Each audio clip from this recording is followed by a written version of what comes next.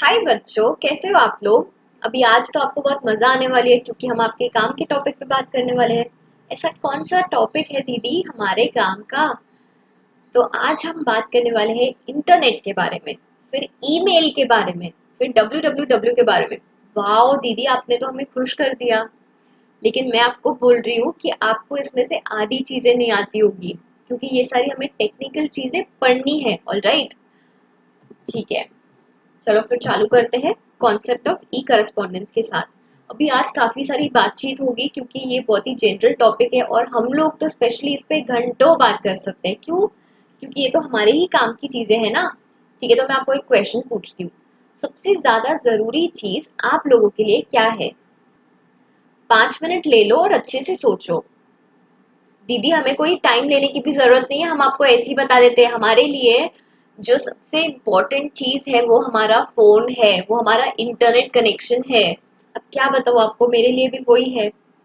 चलो फिर आज हम वही चीज के बारे में बात करने वाले हैं, WWW, वर्ल्ड वाइड वेब।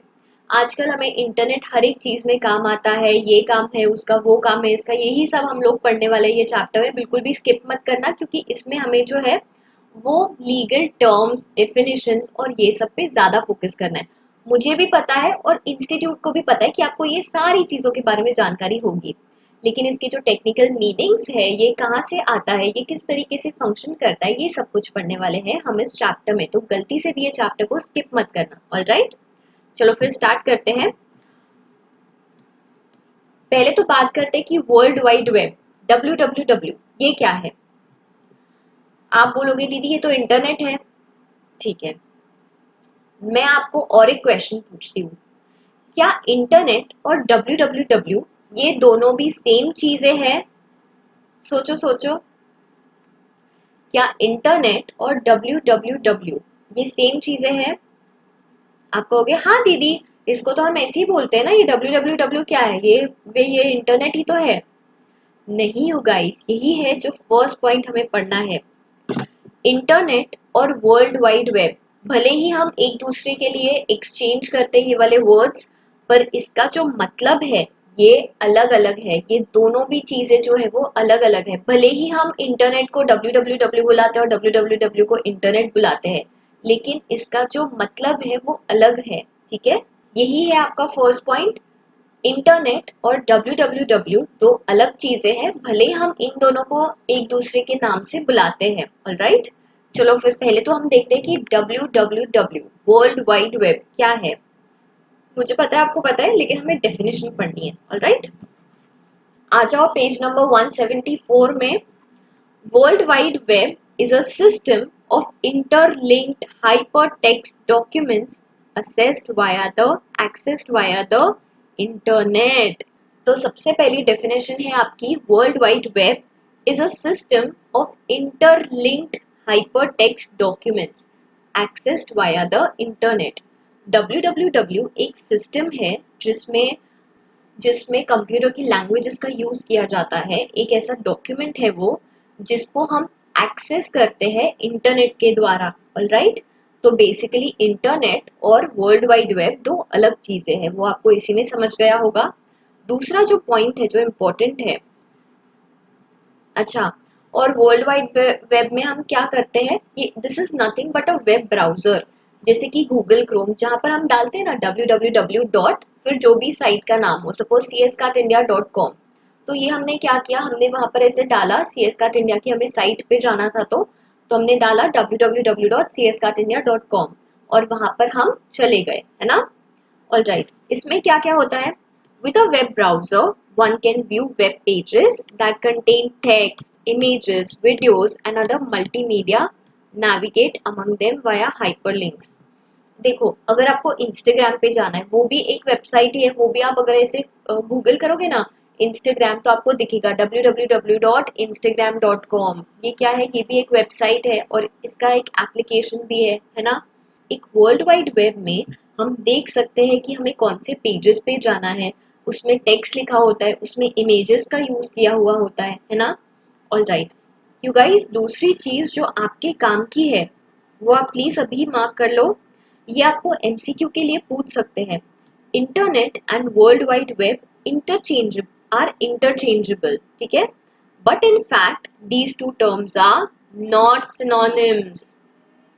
क्या ये लोग सिनोनिम्स है? नहीं है ये लोग सिनोनिम्स। ऑलराइट, ठीक है, ये आपको प्लीज आप लोग मार्क कर लो, इम्पोर्टेंट, क्योंकि आपको एमसीक्यू में 100% पूछ ही सकते हैं कि क्या इंटरनेट और वर्ल्ड वाइड वेब सेम है। तो आप बोलोगे नहीं ये सेम नहीं है, भले ही हम इसको इंटरनेट को www बुलाते हैं या फिर www को इंटरनेट बुलाते हैं, लेकिन ये लोग सेम नहीं है। ऑल राइट, ये दोनों भी अलग अलग चीजें हैं, लेकिन दोनों एक दूसरे से इंटर रिलेटेड है, दोनों एक दूसरे से रिलेटेड है, कनेक्टेड है। तो अभी हम देखते हैं कि वेब क्या है। ये हम वर्ल्ड वाइड वेब को सिर्फ वेब का भी नाम देते हैं। ऑल राइट, देखते हैं वेब क्या है। मुझे पता है, आपको पता है, लेकिन हमें क्या करना है, पढ़ना है इसे। World wide web is a way of accessing information. क्या है ये एक वे है जिससे हम हमारी जो इंफॉर्मेशन जो हमें चाहिए है उसे एक्सेस करते हैं। ऑल राइट, देखो एक इंटरनेट है, ठीक है, यहाँ पर हम ड्रॉ कर लेते हैं ना, ये है एक इंटरनेट। ऑल राइट, गोल है क्या दीदी आपका इंटरनेट? हाँ भाई, मेरा इंटरनेट गोल है, ठीक है, मैं भी गोल हूँ और मेरा इंटरनेट भी गोल है। ये इंटरनेट है। अब ये एक मीडियम है जिसके द्वारा हमें जो चीजें चाहिए, हमें जो इंफॉर्मेशन चाहिए, वो हम इसमें से निकालते हैं, ठीक है, इसमें से हम निकालते हैं वो सारी इंफॉर्मेशन और फिर हम हमारे लिए यूज करते हैं, ठीक है। ये क्या है? ये इंटरनेट है और हम क्या कर रहे हैं, हमें जो इंफॉर्मेशन चाहिए है ये हम लोग वेब के थ्रू यूज कर रहे हैं। ऑल राइट, प्लीज गाइस, हमें यहाँ पर ही ये पूरी डेफिनेशन को लर्न करना है, तो और एक बार हम ये डेफिनेशन को पढ़ते हैं और लर्न करने की ट्राई करते हैं। Web is a way of accessing information over the medium of internet. Internet का जो ये मीडियम है, ठीक है, मीडियम मतलब क्या, कि हम लोग कैसे बात करें, हम लोग हिंदी में बात करें, हमने क्या मीडियम लिया है बात करने का, हमने हिंदी बात करने का मीडियम लिया है। तो वैसे ही अगर हमें कोई इंफॉर्मेशन चाहिए तो वो हम कैसे एक्सेस करते हैं, हम एक मीडियम का यूज करते हैं और वो मीडियम क्या है, इंटरनेट है, और फिर हम वो इंफॉर्मेशन को यूज करते हैं।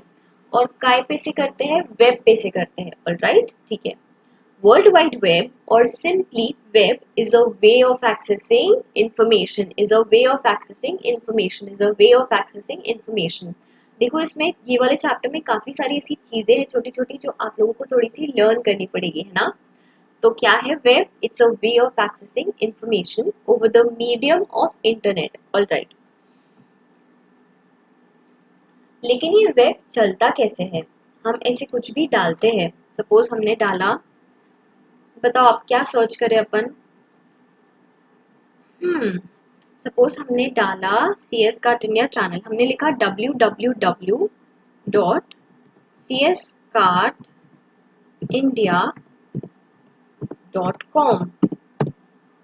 तो अभी ये क्या खुल जाएगा, ये एक वेबसाइट खुल जाएगी। ये हमने कैसे डाला, हमने बस सिंपली जो सर्च बार था उस पे हमारा साइट का नाम डाल दिया और ये खुल गया, है ना। तो वेब जो है जहाँ पर हम डालते हैं www, ये क्या यूज करता है, ये एक HTTP प्रोटोकॉल यूज करता है जिससे हमें उनका जो डेटा है वो ट्रांसफर हो सके। देखो आपको भी पता होगा कि कंप्यूटर की बहुत सारी प्रोग्रामिंग लैंग्वेजेस होती है और वो लैंग्वेजेस से वो लोग वो प्रोग्राम्स बनाते हैं। वैसे ही वेब क्या यूज करता है, वेब एक लैंग्वेज यूज करता है, HTTP प्रोटोकॉल यूज करता है। ये क्या है HTTP प्रोटोकॉल? ये है one of the languages spoken over the internet. ये एक लैंग्वेज है जो इंटरनेट की दुनिया में यूज होती है, जिससे हम डेटा को ट्रांसमिट करते हैं। वेब क्या क्या यूटिलाइज करता है, हम डायरेक्टली वेब पे सर्च नहीं करते, हम एक मीडियम देखते हैं। जैसे मैं यूज कर रही हूँ यहाँ पर गूगल क्रोम, आपको भी पता होगा कि ये गूगल क्रोम है, ये वाला जो सिंबल है इससे आपको समझ में आ रहा होगा कि आपको जो रेड येलो और ग्रीन सिंबल दिख रहा है ये क्या है, ये गूगल क्रोम है, ये गूगल क्रोम है। और इसको क्या बोलते हैं, इसको वेब ब्राउजर बोलते हैं। अगर हमें वेब पे कुछ देखना है तो हम किसका इस्तेमाल करते हैं, हम वेब ब्राउजर का करते हैं।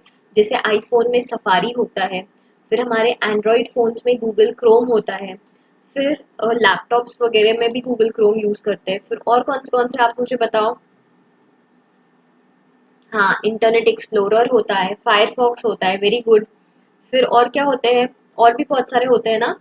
ऑल राइट, और एक था ओपेरा, होता है ओपेरा मिनी, है ना। ऑल राइट, ये सारे क्या है, ये सारे वेब ब्राउजर्स है जिससे हम वेब को एक्सेस कर पाते हैं। ऑल राइट, वेब पे देख पाते हैं सारी चीजों को। ठीक है, देखते हैं, अभी हम पढ़ते हैं ये वाली लाइन पे, हम जो हाईलाइट किया ना मैंने, the web also utilises browsers such as Google Chrome, जिससे हम अभी देख रहे थे, Internet Explorer, Firefox to access web documents. ये सारे अलग अलग ब्राउजर्स है जिससे हम वेब डॉक्यूमेंट्स को एक्सेस कर सकते हैं। ये जो सारे वेब डॉक्यूमेंट्स है, जैसे यहाँ पर मैंने cscartindia.com डाला, ठीक है, अभी इनका पूरा पेज खुल गया है ना। देखो, आपको इतने सारे लेक्चर्स मिल रहे हैं और एंड एवरीथिंग। फिर ये यहाँ पर आपको टेस्ट सीरीज का मिल गया, अभी ये दूसरा खुल रहा है ना। यहाँ पर ऐसा लोड हो रहा है ना, दूसरा खुल गया। अभी यहाँ पे मुझे ऑप्शंस मिल रहे हैं, रिलायबल टेस्ट सीरीज में जाती हूँ, यहाँ पर रिलायबल टेस्ट सीरीज में, ठीक है। तो अभी ये फिर से और एक दूसरा टैब खुल गया। ये सब क्या है, this is nothing but web documents. इसमें पहले से ही डाला हुआ है, ये सारे वेब डॉक्यूमेंट्स हमारे लिए है ताकि हम उसे एक्सेस कर पाए, है ना। ऑल राइट, अभी है व्हाट इज ब्राउजर। ब्राउजर क्या है, हम ये देखते हैं। कुछ नहीं भाई, ब्राउजर एक तरीका है जिससे हम कुछ भी गूगल कर सकते हैं या फिर सर्च कर सकते हैं ना। लेकिन हम अभी डिटेल में पढ़ने वाले हैं। जैसे गूगल क्रोम है, इंटरनेट एक्सप्लोरर है, सफारी है आईफोन यूजर्स के लिए, फिर मोजिला फायरफॉक्स है ना। पर हम पढ़ते हैं कि क्या इसका मतलब है। A web browser is a software application that enables you to find, retrieve and display information available on the World Wide Web.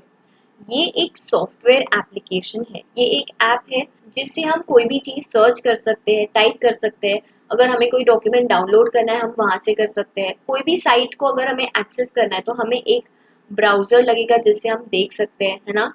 All right, browser also allows you to transfer information resources on the www। अब ये browser कैसे चलता है, तो ये जो browser है ना, ये एक लैंग्वेज यूज करता है जिसे कहते हैं HTML। और ये लैंग्वेज क्या है, हाइपर टेक्स्ट मार्कअप लैंग्वेज, ठीक है।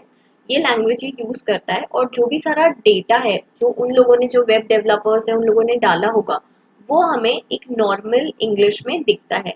ये सब जितना भी डेटा है, ये इन लोगों ने पहले स्टोर किया होगा ना, ये उन लोगों ने डाला होगा ना, तो वो किस तरीके से डालते, कौन सी लैंग्वेज में डालते, वो लोग डालते हैं HTML के जरिए से। ऑल राइट, HTML एक लैंग्वेज है जिसके थ्रू वो लोग ये सब कुछ डालते हैं, जो हमें अभी दिख रहा है, जो अभी हमें डिस्प्ले हो रहा है, ताकि हमें ये ऐसे फॉर्मेट में दिखे। शायद अगर आप लोगों ने ट्वेल्थ में पढ़ा होगा, जिनका भी ट्वेल्थ में IT होगा, तो आप लोगों ने पढ़ा होगा कि टैग्स कैसे बनाते हैं, HTML डॉक्यूमेंट्स कैसे लिखते हैं। पहले स्टार्ट होता है, फिर हम और कुछ टेक्स्ट डालते हैं उसके अंदर, अगर हमें बोल्ड चाहिए तो फिर ऐसा arrow open arrow close use करते हैं। ये सारी प्रोग्रामिंग लैंग्वेजेस होती है, तो यही लैंग्वेज है, HTML कहते हैं उसे, हाइपरटेक्स्ट मार्कअप लैंग्वेज, जिसकी वजह से हमें ये जो पूरा दिख रहा है ना अभी स्क्रीन पे, ये उसकी वजह से दिख रहा है क्योंकि उन लोगों ने ऐसे ही डाला होता है वो चीज को। ऑल राइट, देखो, मुझे पता है कि आप लोगों को ये सारी चीजें पता है, बट फॉर आर नॉलेज हम लोग एक बार ये सारी चीजें देख लेते हैं।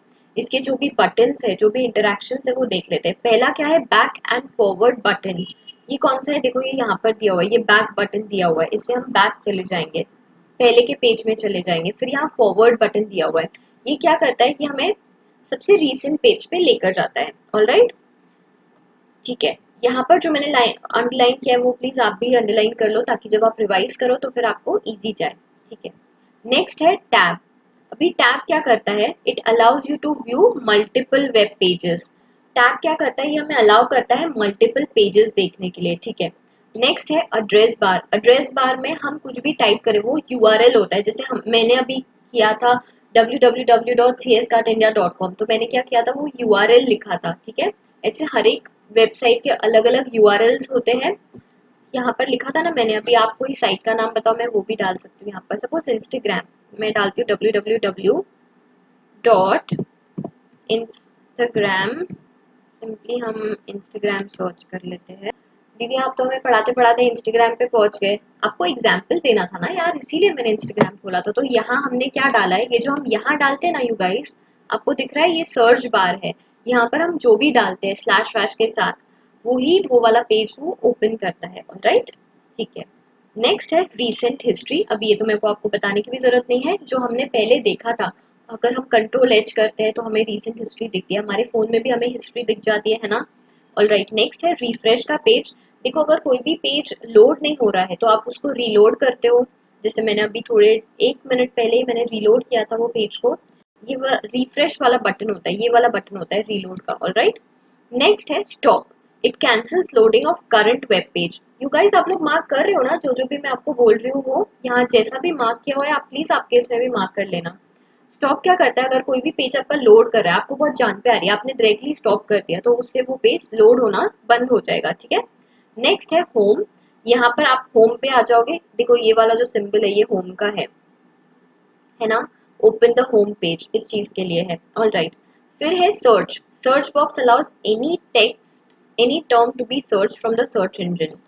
सर्च बॉक्स तो हमने पहले ही देख लिया, ये सर्च बॉक्स ही है। सपोज हम अभी गूगल कर लेते हैं, यहाँ पर आप आपका कुछ भी सर्च कर सकते हो। ऑल राइट, ठीक है। इंटरनेट क्या है, इंटरनेट एक ऐसा नेटवर्क है जिससे हम लोग हमारी जो भी चीजें हैं वो शेयर कर सकते हैं। अगर हमारे पास इंटरनेट ही नहीं रहा तो क्या हम इंस्टाग्राम यूज कर सकते हैं? नहीं। क्या हम व्हाट्सएप यूज कर सकते हैं? नहीं। हम सिर्फ टेक्स्ट मैसेज कर पाएंगे, वो भी अगर हमारे फोन में मैसेज पैक होगा तो, है ना। तो इंटरनेट क्या है, ये एक नेटवर्क है जो हमें अलाउ करता है, जिसकी वजह से हम लोग इंस्टाग्राम यूज कर सकते हैं, गूगल कर सकते हैं, सॉन्ग सुन सकते हैं गाना डॉट कॉम पे, और बहुत सारी चीजें कर सकते हैं ना। ऑल राइट, पर ये इंटरनेट पर ये इंटरनेट बना कैसे? तो ये इंटरनेट जो है ये बहुत सारे प्रोटोकॉल्स और लैंग्वेजेस से बना, जो हमें नहीं होता, जो साइंस स्टूडेंट्स को होता है, पर थोड़ा बहुत बेसिक आइडिया के लिए हमें भी इसमें पढ़ना पड़ेगा। ऑल राइट, ठीक है, तो हम देखते हैं। देखो जो भी आपको इम्पोर्टेंट चीजें वो मैं आपको सिर्फ वही मार्क करा रही हूँ और हम सिर्फ वही पढ़ रहे हैं, सो दैट आपको बहुत ज्यादा कंफ्यूजन ना हो। इन्फॉर्मेशन क्या करता है, information that travels over the internet does so via variety of languages. अभी आप ऐसे इमेजिन करो, ठीक है, मैं हूँ महाराष्ट्र में, ऑलराइट, और मैंने आपको इंफॉर्मेशन भेजी all the way to Delhi. ठीक है, अभी इंफॉर्मेशन महाराष्ट्र से निकली, ठीक है, और फिर आपको जा रही है दिल्ली तक। तो इसके जो बीच में जो ट्रांसमिट हो रहा है उसके बीच में वो अलग अलग प्रोटोकॉल्स का यूज करती है। ये जो लैंग्वेज है, ये जो इंटरनेट है, ये अलग अलग प्रोटोकॉल्स का यूज करता है, जिसकी वजह से आपको मेरी इंफॉर्मेशन वहां तक पहुंचती है विद इन सेकेंड्स, है ना। तो ये कौन सी लैंग्वेज है, इसे बोलते हैं प्रोटोकॉल्स, बोलते हैं इसे। ऑलराइट, पहली चीज हमें ये याद करनी है कि इसको प्रोटोकॉल्स बोलते हैं। देखो क्योंकि इंटरनेट एक मैसिव नेटवर्क है, बहुत बड़ा नेटवर्क है, सारे नेटवर्क से एक दूसरे से कनेक्टेड है, पूरा वर्ल्ड कनेक्टेड है ना। हमने वो डायग्राम भी देखा होता है, जिसमें वो इमेज देखी होती है जिसमें पूरा वर्ल्ड होता है और उसमें सारे सब कुछ, सारे इतने सारे कंप्यूटर्स नेटवर्क से कनेक्टेड होते हैं। ठीक है, तो अब इतने सारे कंप्यूटर्स जब कनेक्टेड है इंटरनेट के द्वारा, तो इंटरनेट कैसे सामने वाले को इन्फॉर्मेशन पहुंचाता होगा, वो यूज करता है प्रोटोकॉल्स का, है ना। ओके, और इंटरनेट कौन से प्रोटोकॉल्स यूज करता है, इसका नाम भी आपको दिया है, टीसीपी और IP. IP is internet protocol, जिसे हम बोलते हैं हमारा आईपी एड्रेस ये है, आईपी एड्रेस वो है। This is nothing but internet protocol. और टीसीपी क्या है, transmission control protocol. Alright, as its basic protocol on which many more application levels protocol have been developed। ये दोनों बेसिक प्रोटोकॉल्स है जिसके आधार पे बाकी सारे प्रोटोकॉल्स को बनाया गया है। ऑलराइट, ठीक है, फिर अभी हम नीचे आ जाते हैं। अब देखते हैं व्हाट इज ई करस्पॉन्डेंस। अब यहाँ से आपका काम का बात चालू होता है। ठीक है, यहाँ से जितना भी है पोर्शन उतना पूरा काम का है। All right, e correspondence is commonly known as email correspondence. E correspondence मतलब क्या, हम सामने वाले से बातचीत कर रहे हैं, हम हमारा मैसेज सामने वाले तक पहुंचा रहे हैं through the way of electronic mode. हम उनको लेटर नहीं लिख रहे हैं या फिर हम उनको फेस टू फेस नहीं बोल रहे, हम लोग इलेक्ट्रॉनिक मीन्स के थ्रू हमारा मैसेज सामने वाले तक पहुंचा रहे हैं। ऑलराइट, ठीक है दीदी, आप इतना गा गा के क्यों बात करते हो, क्योंकि मुझे इसे बहुत अच्छा लगता है और इसे हम जल्दी से समझ भी लेते हैं। ऑलराइट, क्या है ई करस्पॉन्डेंस, पहले तो हम ये देखते हैं इसको क्या क्या बुलाते हैं। E correspondence is commonly known as email correspondence. चलो गाइस मार्क कर लो इसको। E correspondence is commonly known as email correspondence और इलेक्ट्रॉनिक करस्पॉन्डेंस। ये एक इलेक्ट्रॉनिक मेथड है जिससे अगर आपने किसी का ईमेल एड्रेस डाला, सपोज मुझे आपको मेल भेजना है, आपको मुझे मेल भेजना है, आप डाल दोगे parshvi.parekh@gmail.com, है ना, तो मुझे वो मेल पहुंच जाएगा, है ना। ऑल राइट, इससे हम क्या करते हैं, सामने वाले को जो हमें इंफॉर्मेशन देनी है वो हम ईमेल एड्रेस डाल के सेंड कर देते हैं, है ना। ऑल राइट, अभी देखते हैं कंसेप्ट ऑफ ईमेल। क्या है ईमेल? ईमेल है इलेक्ट्रॉनिक मेल, आपको भी पता है। यहाँ से आपको मार्क करने का है यू गाइस, ये पूरा डेफिनेशन दिया हुआ है एक्चुअली यहाँ पर।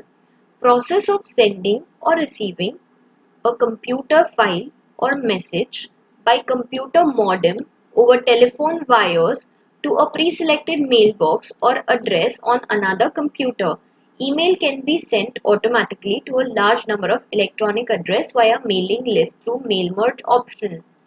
दीदी कुछ भी नहीं समझा, सब कुछ यहाँ से यहाँ चले गया।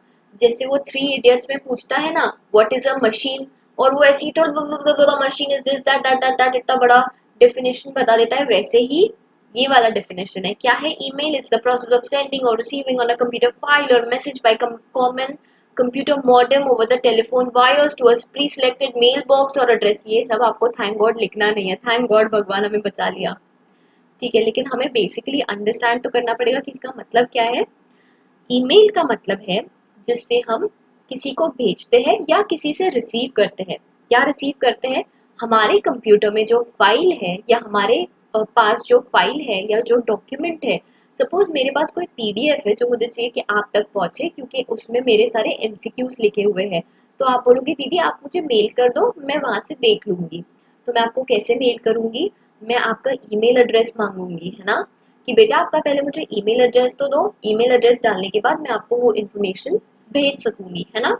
ऑल राइट, और ये किसका यूज करता है ये ईमेल आईडी? ये जो ईमेल एड्रेस है ये एक कंप्यूटर मॉडेम का यूज करता है, ये एक इंटरनेट का यूज करता है, ये टेलीफोन वायर्स का यूज करता है। टेलीफोन वायर्स के थ्रू हम किसी को मेल भेज सकते हैं, ठीक है। ऑल राइट, और हमने पहले से ही सिलेक्ट कर लिया होता है कि हमारा मेल क्या रहेगा, हमारा टेक्स्ट क्या रहेगा, उसमें हमने कौन सी अटैचमेंट्स की है, हमें किसको भेजना है, ये सब हमारा डिसाइडेड रहेगा। All right, so this is nothing but email. दीदी हमें तो ऑलरेडी ये सब कुछ पता था, लेकिन हमने बस डेफिनेशन आज पढ़ी है, पता है मुझे। ओके, देखो यहाँ वाले पार्ट में ना ईमेल बहुत ज़्यादा इम्पोर्टेंट है हमारे बिजनेस कम्युनिकेशन के लिए। आजकल हर डॉक्यूमेंट ईमेल के द्वारा ही हम किसी को भेजते हैं। ये सारी चीज़ें कि ईमेल 24 आवर्स फैसिलिटी देता है हमें, बहुत ज़्यादा फास्ट होता है, उसकी स्पीड बहुत अच्छी होती है, उसकी एफिशिएंसी बहुत अच्छी होती है, यही सब यहाँ पर दिया हुआ है, ठीक है। ऑल राइट, अभी यहाँ पर और यहाँ हिस्ट्री में ना ईमेल पहले क्या था, कैसा था, कैसे डेवलप हुआ, ये सब चीज़ों के बारे में दिया हुआ है, जो कि आपका कुछ भी काम का नहीं है। आपको कभी नहीं पूछने वाले वो लोग कि बताओ पहले ईमेल क्या था, कैसा था। ऑल राइट, तो वो हम स्किप कर देते हैं स्ट्रेट अवे। हम बात करते हैं फीचर्स ऑफ ईमेल के बारे में। देखो गाइस, ये वाला बिल्कुल इंपॉर्टेंट नहीं है, आप डायरेक्टली स्क्रैच भी कर सकते हो, इसमें कुछ नहीं दिया है। बेसिकली इसमें हिस्ट्री दी हुई है कि कैसे पहले हम फाइल्स को ट्रांसफर करते थे, बट वो हम जानकर क्या करें, हमें ना ही इस पे कोई क्वेश्चन पूछने वाला है। ऑलराइट, और भी बहुत सारी चीजें जिस पे क्वेश्चन हो सकते हैं, ये सब स्क्रैच करना है आपको। आप मुझे बोलते हो ना दीदी हमें समझता नहीं है कि कौन सी चीज इंपॉर्टेंट है और कौन सी नहीं है, ये आपको कंपेटिटिव एग्जाम्स में जानना बहुत ज़्यादा ज़रूरी हो जाता है, क्योंकि तभी आप स्मार्ट वर्क कर पाओगे। अगर आपको स्मार्ट वर्क करना है तो आपको समझना पड़ेगा कि क्या ऐसी चीज़ें जो बिल्कुल काम की नहीं है, जो पूरी स्क्रैच है। ऑलराइट, अभी बात करते हैं फीचर्स ऑफ ईमेल। अब इसको आप इम्पोर्टेंट मार्क कर लो, ये बहुत ज़्यादा इंपॉर्टेंट है आप लोगों के लिए, है ना। क्या क्या है फीचर्स, इसमें भी आपको पॉइंटर्स ही याद रखने हैं, है ना। सबसे पहला तो ये इलेक्ट्रॉनिक होता है, दूसरा ये कॉस्ट इफेक्टिव है, तीसरा पैकेजेस, हम पढ़ते हैं एक एक।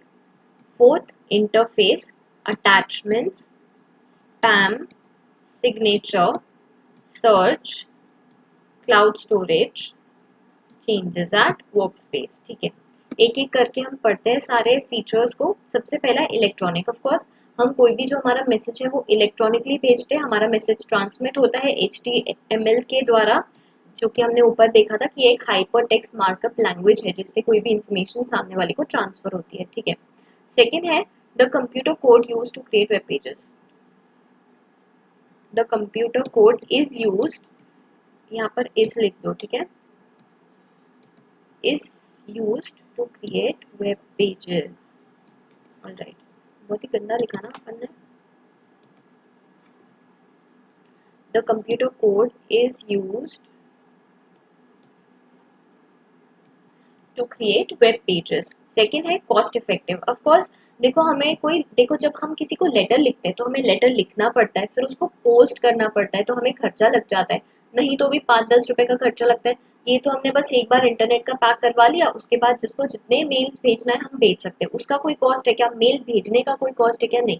लेकिन आपको उसके लिए बस क्या चाहिए? इंटरनेट चाहिए, है ना? तो ये एक बहुत ही कॉस्ट इफेक्टिव वे है। कॉस्ट इफेक्टिव मतलब बहुत ही सस्ता वे है, बहुत ही सस्ता सुंदर टिकाऊ वे है, अगर आपको किसी को आपका मैसेज भेजना है उसके लिए। ठीक है, ठीक है। अभी जानते हैं पैकेजेस का मतलब क्या होता है। आप मुझे एक बात बताओ, आपका मेल एड्रेस क्या है? आपका नाम होगा, एक दो शब्द होंगे, नंबर्स वगैरह, और फिर आप क्या लिखोगे? @gmail.com या फिर @yahoo.com। ये क्या है? ये एक मैसेंजर है, जिसके जिससे हम लोग किसी को मैसेज भेजते हैं, जैसे कि जीमेल या फिर याहू। वैसे ही पहले मैसेंजर और आउटलुक था। देखो, आजकल ना कंपनीज में उनके स्पेसिफिक मैसेंजर्स होते हैं। फॉर एग्जाम्पल, सपोज मैं थी सोलर इंडस्ट्रीज इंडिया लिमिटेड में, ठीक है? वहां पर कैसा था? वहां पर ना मेरा जो मेल एड्रेस था वो था CS1। फॉर एग्जाम्पल मैं आपको बता रही हूँ, CS1@gmail.com नहीं होता है, वहाँ @solargroup.com होता है। जो भी उनकी कंपनी का नाम है वो @ करके आता है। उसका क्या मतलब है कि उन लोगों ने ऑलरेडी ये पैकेज लिया हुआ है, उनका खुद का मैसेजिंग, उनका खुद का मैसेंजर है।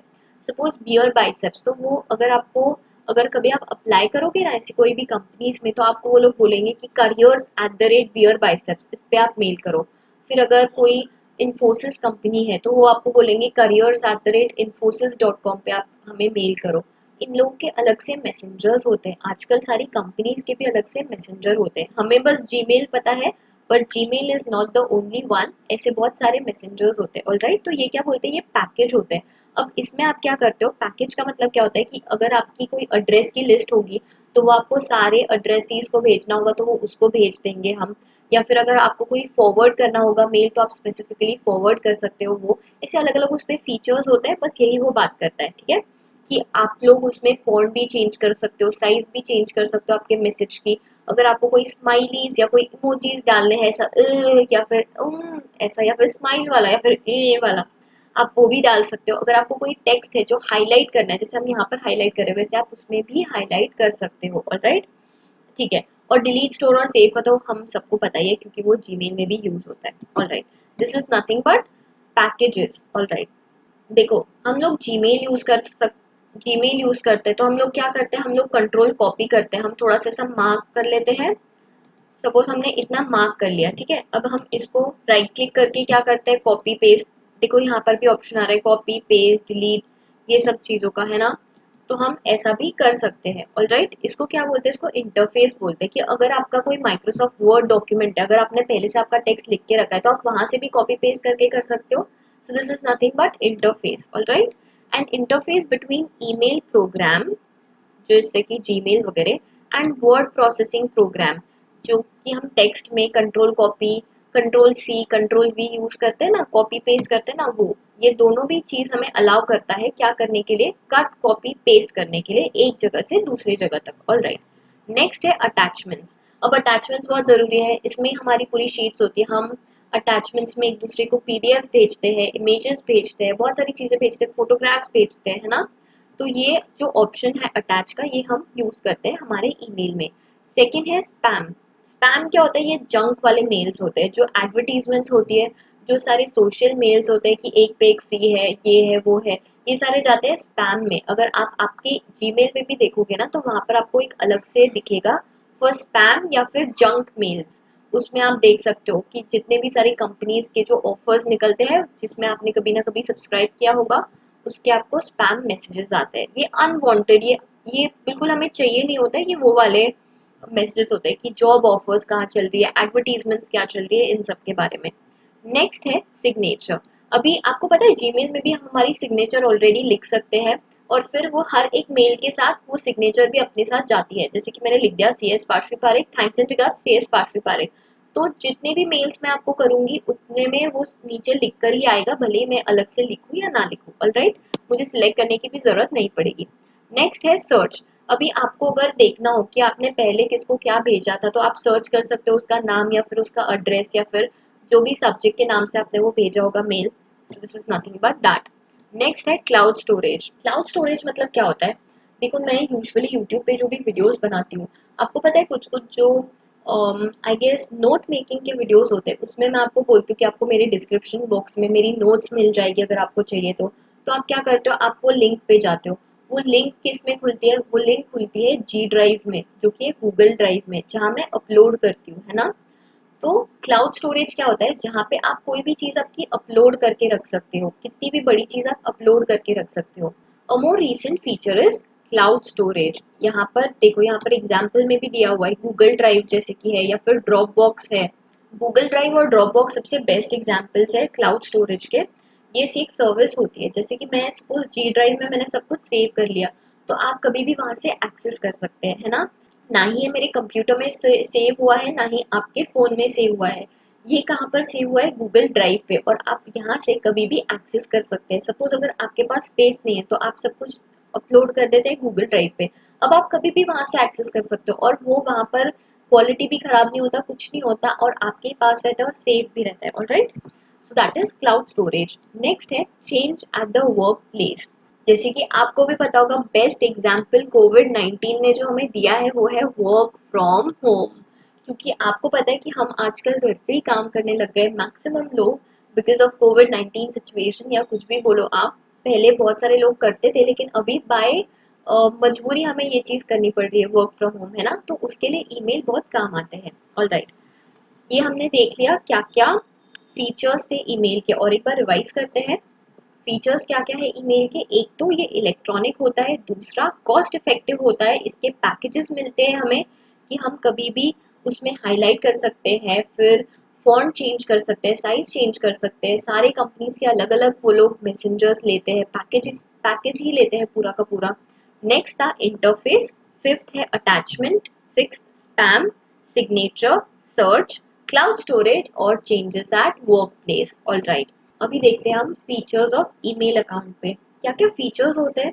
यू गाइस, ये सबसे ज़्यादा इजी पार्ट है कि आप मैसेजेस को सेंड कर सकते हो, आप आपके मेल को सेंड कर सकते हो। उसमें आपके सारे, आपको सेंट जितने भी आपने किए हैं वो दिख जाएंगे सेंट मेल्स में। देखना है क्या आपको? नहीं, मैं मेरे मेल्स नहीं दिखा सकती हूँ आपको, सॉरी। नेक्स्ट है ड्राफ्ट। ड्राफ्ट में जितने भी मैसेज आपने आधे अधूरे लिखे होंगे और फिर सेव नहीं किए होंगे, वो आपको ड्राफ्ट में मिल जाएंगे। नेक्स्ट है स्पैम।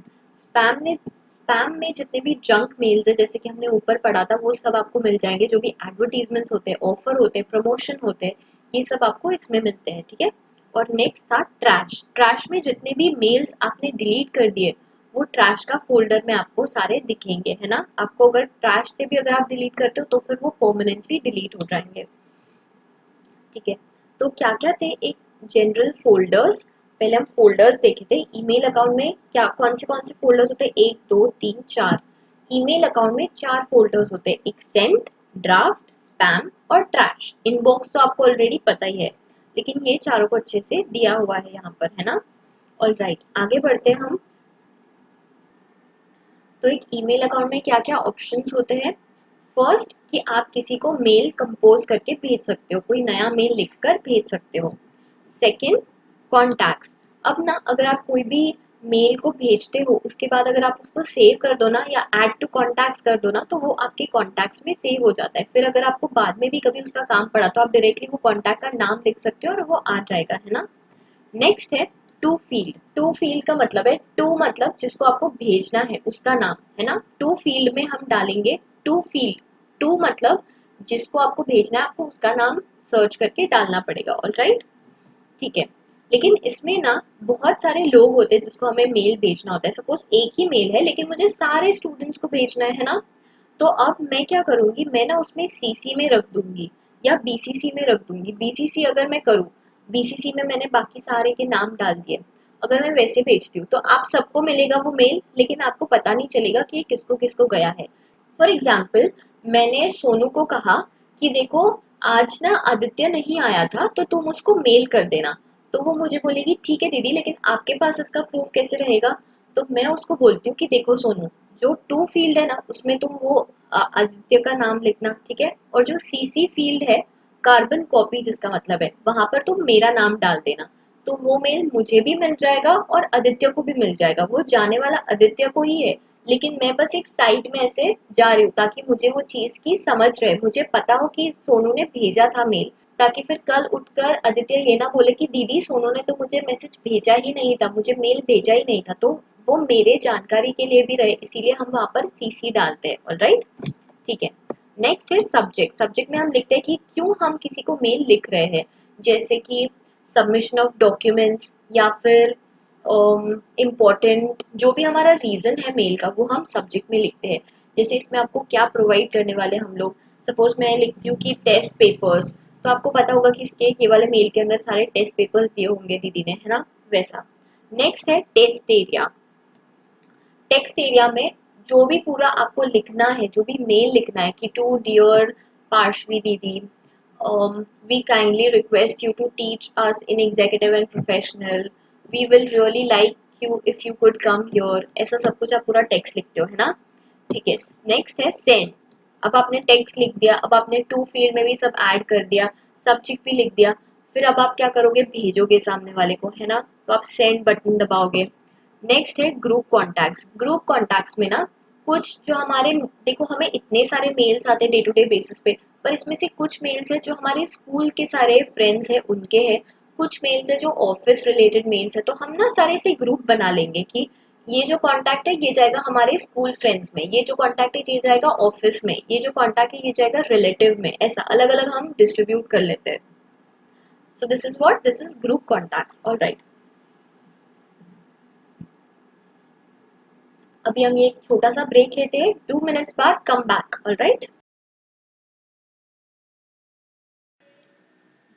ठीक है। फिर अगर आपने आपका छोटू सा 2 मिनट्स का ब्रेक ले लिया होगा तो अभी हम आ जाते हैं इलेक्ट्रॉनिक मेल सिस्टम पे।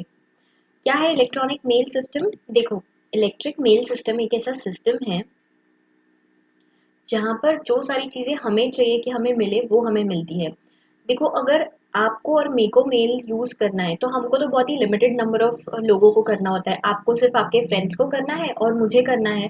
लेकिन ऐसी कंपनीज में, जो बड़ी बड़ी कंपनीज होती है, उनको बल्क में मेल्स करने पड़ते हैं, उनको उनके सारे कस्टमर्स को मेल करने पड़ते हैं। तो वो एक सिस्टम का यूज़ करते हैं ना, जिससे उनका बर्डन भी कम हो जाए, क्योंकि बहुत सारा स्टोरेज का बर्डन होता है, इतने सारे मेल्स करने पड़ते हैं तो बहुत स्टोरेज स्पेस लगती है। फिर बहुत बड़ी बड़ी अटैचमेंट्स होती है, तो हमें ये चीज़ का भी ध्यान रखना पड़ता है। उसके साथ साथ कि कोई वायरस तो नहीं आ गया हमारे सिस्टम में, या फिर कोई स्पैम्स तो नहीं आ गए, या फिर हम स्पैम में तो नहीं चले गए, ये सब चीज़ों का भी ध्यान रखना पड़ता है। तो इसके लिए ये लोग ना एक सिस्टम यूज़ करते हैं, वो ईमेल मैनेजमेंट टूल्स बोलते हैं उसको। ऐसे टूल्स होते हैं वो जो ईमेल्स के लिए यूज़ होते हैं स्पेसिफिकली। ऑलराइट, ठीक है। अभी हम देखते हैं optimising personal email use. Optimising personal email use मतलब क्या, कि आप जो आपका मेल कर रहे हो, बहुत सारे ऐसे स्टैंडर्ड्स होते हैं जो हमें मेंटेन करने पड़ते हैं, तो वही हम देखने वाले हैं कि कैसे हम खुद का मेल एकदम ऐसा पर्सनलाइज करें, कस्टमाइज करें, इस तरीके से करें कि सामने वाले को वो एक अच्छी इमेज दे। हम प्रोफेशनल लगने चाहिए। अगर हम मेल करते हो हमें बच्चा टाइप नहीं लगाना है कि हे दीदी please tell me how are you and all this, ठीक है, ऐसा हमें नहीं लगाना है। हमें हमें बहुत प्रोफेशनली मेल्स को करने पड़ते हैं, ठीक है। तो अभी हम रीड करते हैं एक बार। सबसे पहला लाइन जो आपको मार्क करना है वो है professional appearance and content are paramount in an email, are the most important thing, are the most important factors in an email.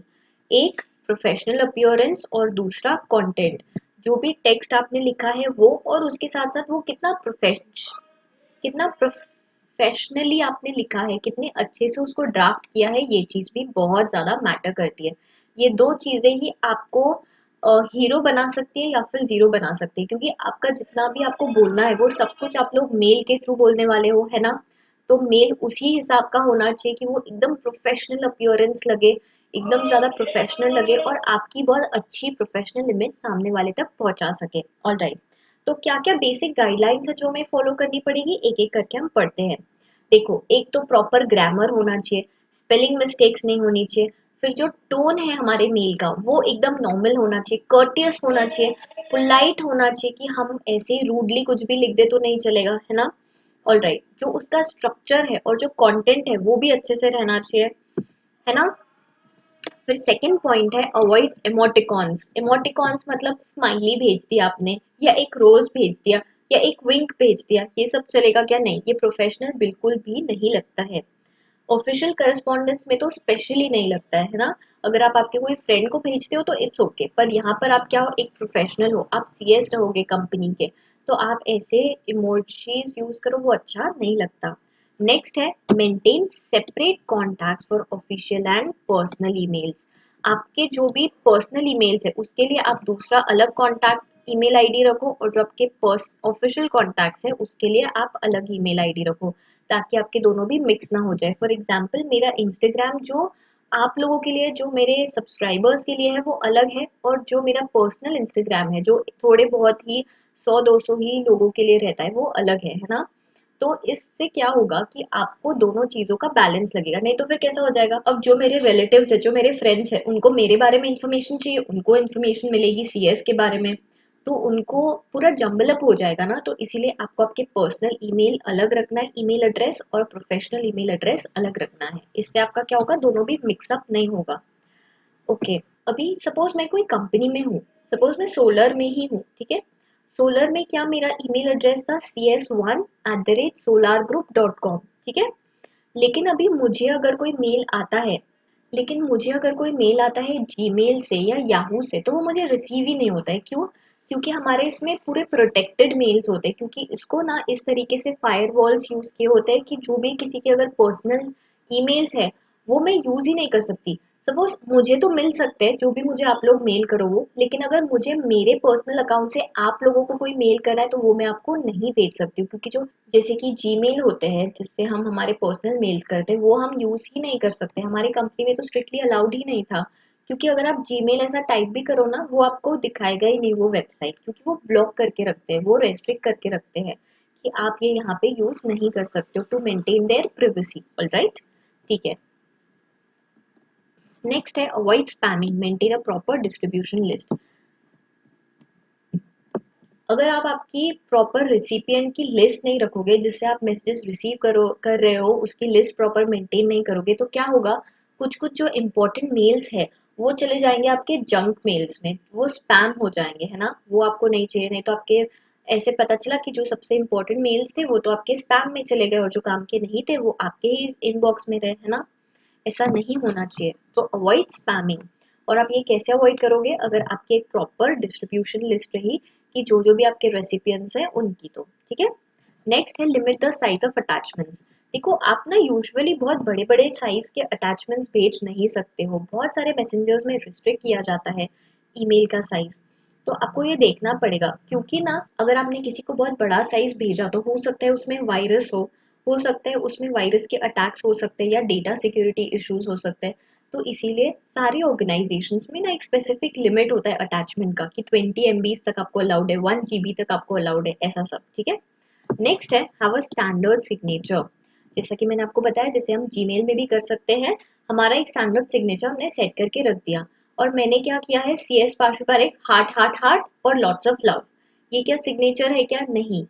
ये अगर मैं पर्सनली अगर मैं आपको बोलूँ तो चलता है, या फिर मेरे जो सब्सक्राइबर्स हैं उनको बोलूँ तो चलता है, या फिर जो मेरी डेली के स्टूडेंट्स हैं उनको बोलूँ तो चलता है, लेकिन अगर यही मैं मेरी कंपनी के कोई मेंबर्स को बोलती हूँ तो ऐसे चलेगा क्या? नहीं। तो आपको एक प्रोफेशनल सिग्नेचर मेंटेन करनी पड़ेगी, ऑलराइट, जिसमें आपका नाम लिखा होगा, आपका डेजिग्नेशन लिखा होगा। सपोज CS पारिक लिखा है, लेकिन मेरा डेजिग्नेशन क्या है, असिस्टेंट कंपनी सेक्रेटरी है। सपोज मेरा नाम, मैं हेड कंपनी सेक्रेटरी हूँ, ठीक है। तो मैं कैसे लिखूंगी, Parshwi Parekh, CS Parshwi Parekh, compliance officer and company secretary, फिर मेरा फोन नंबर भी दिया हुआ होगा। तो ये एक वे है जिससे आप आपका एड्रेस, आपका स्टैंडर्ड सिग्नेचर रख सकते हो। नेक्स्ट है respond promptly to official email messages.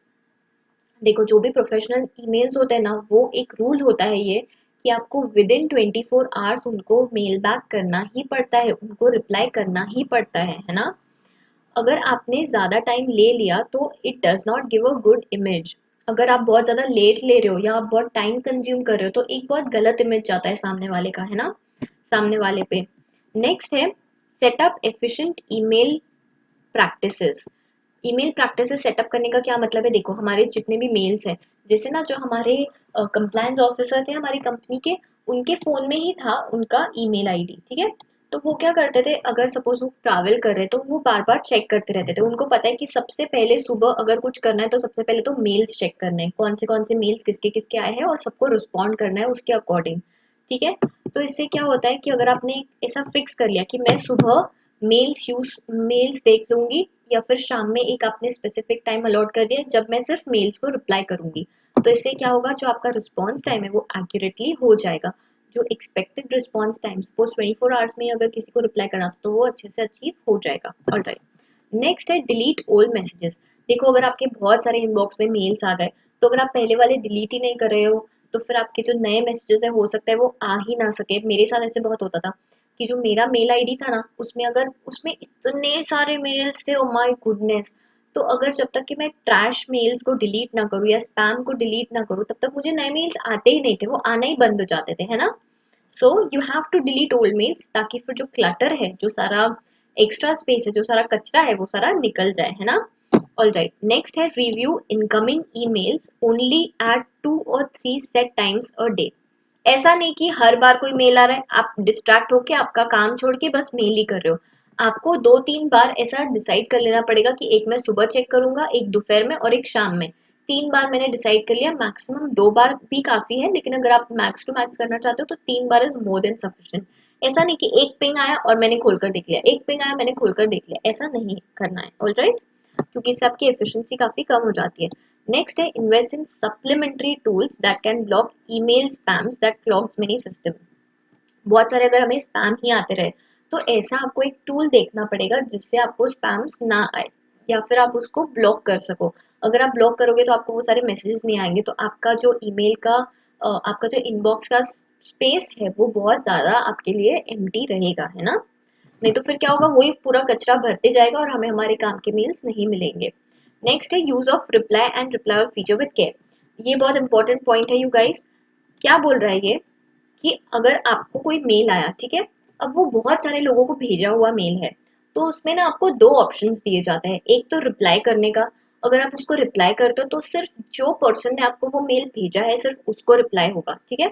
लेकिन क्योंकि बहुत सारे लोगों को ये सेम मेल भेजा हुआ है, अगर आप रिप्लाई ऑल करते हो तो ये जो रिप्लाई ऑल फीचर है, ये सब लोगों को, आप जो रिप्लाई लिख रहे हो वो सब लोगों को जाएगा।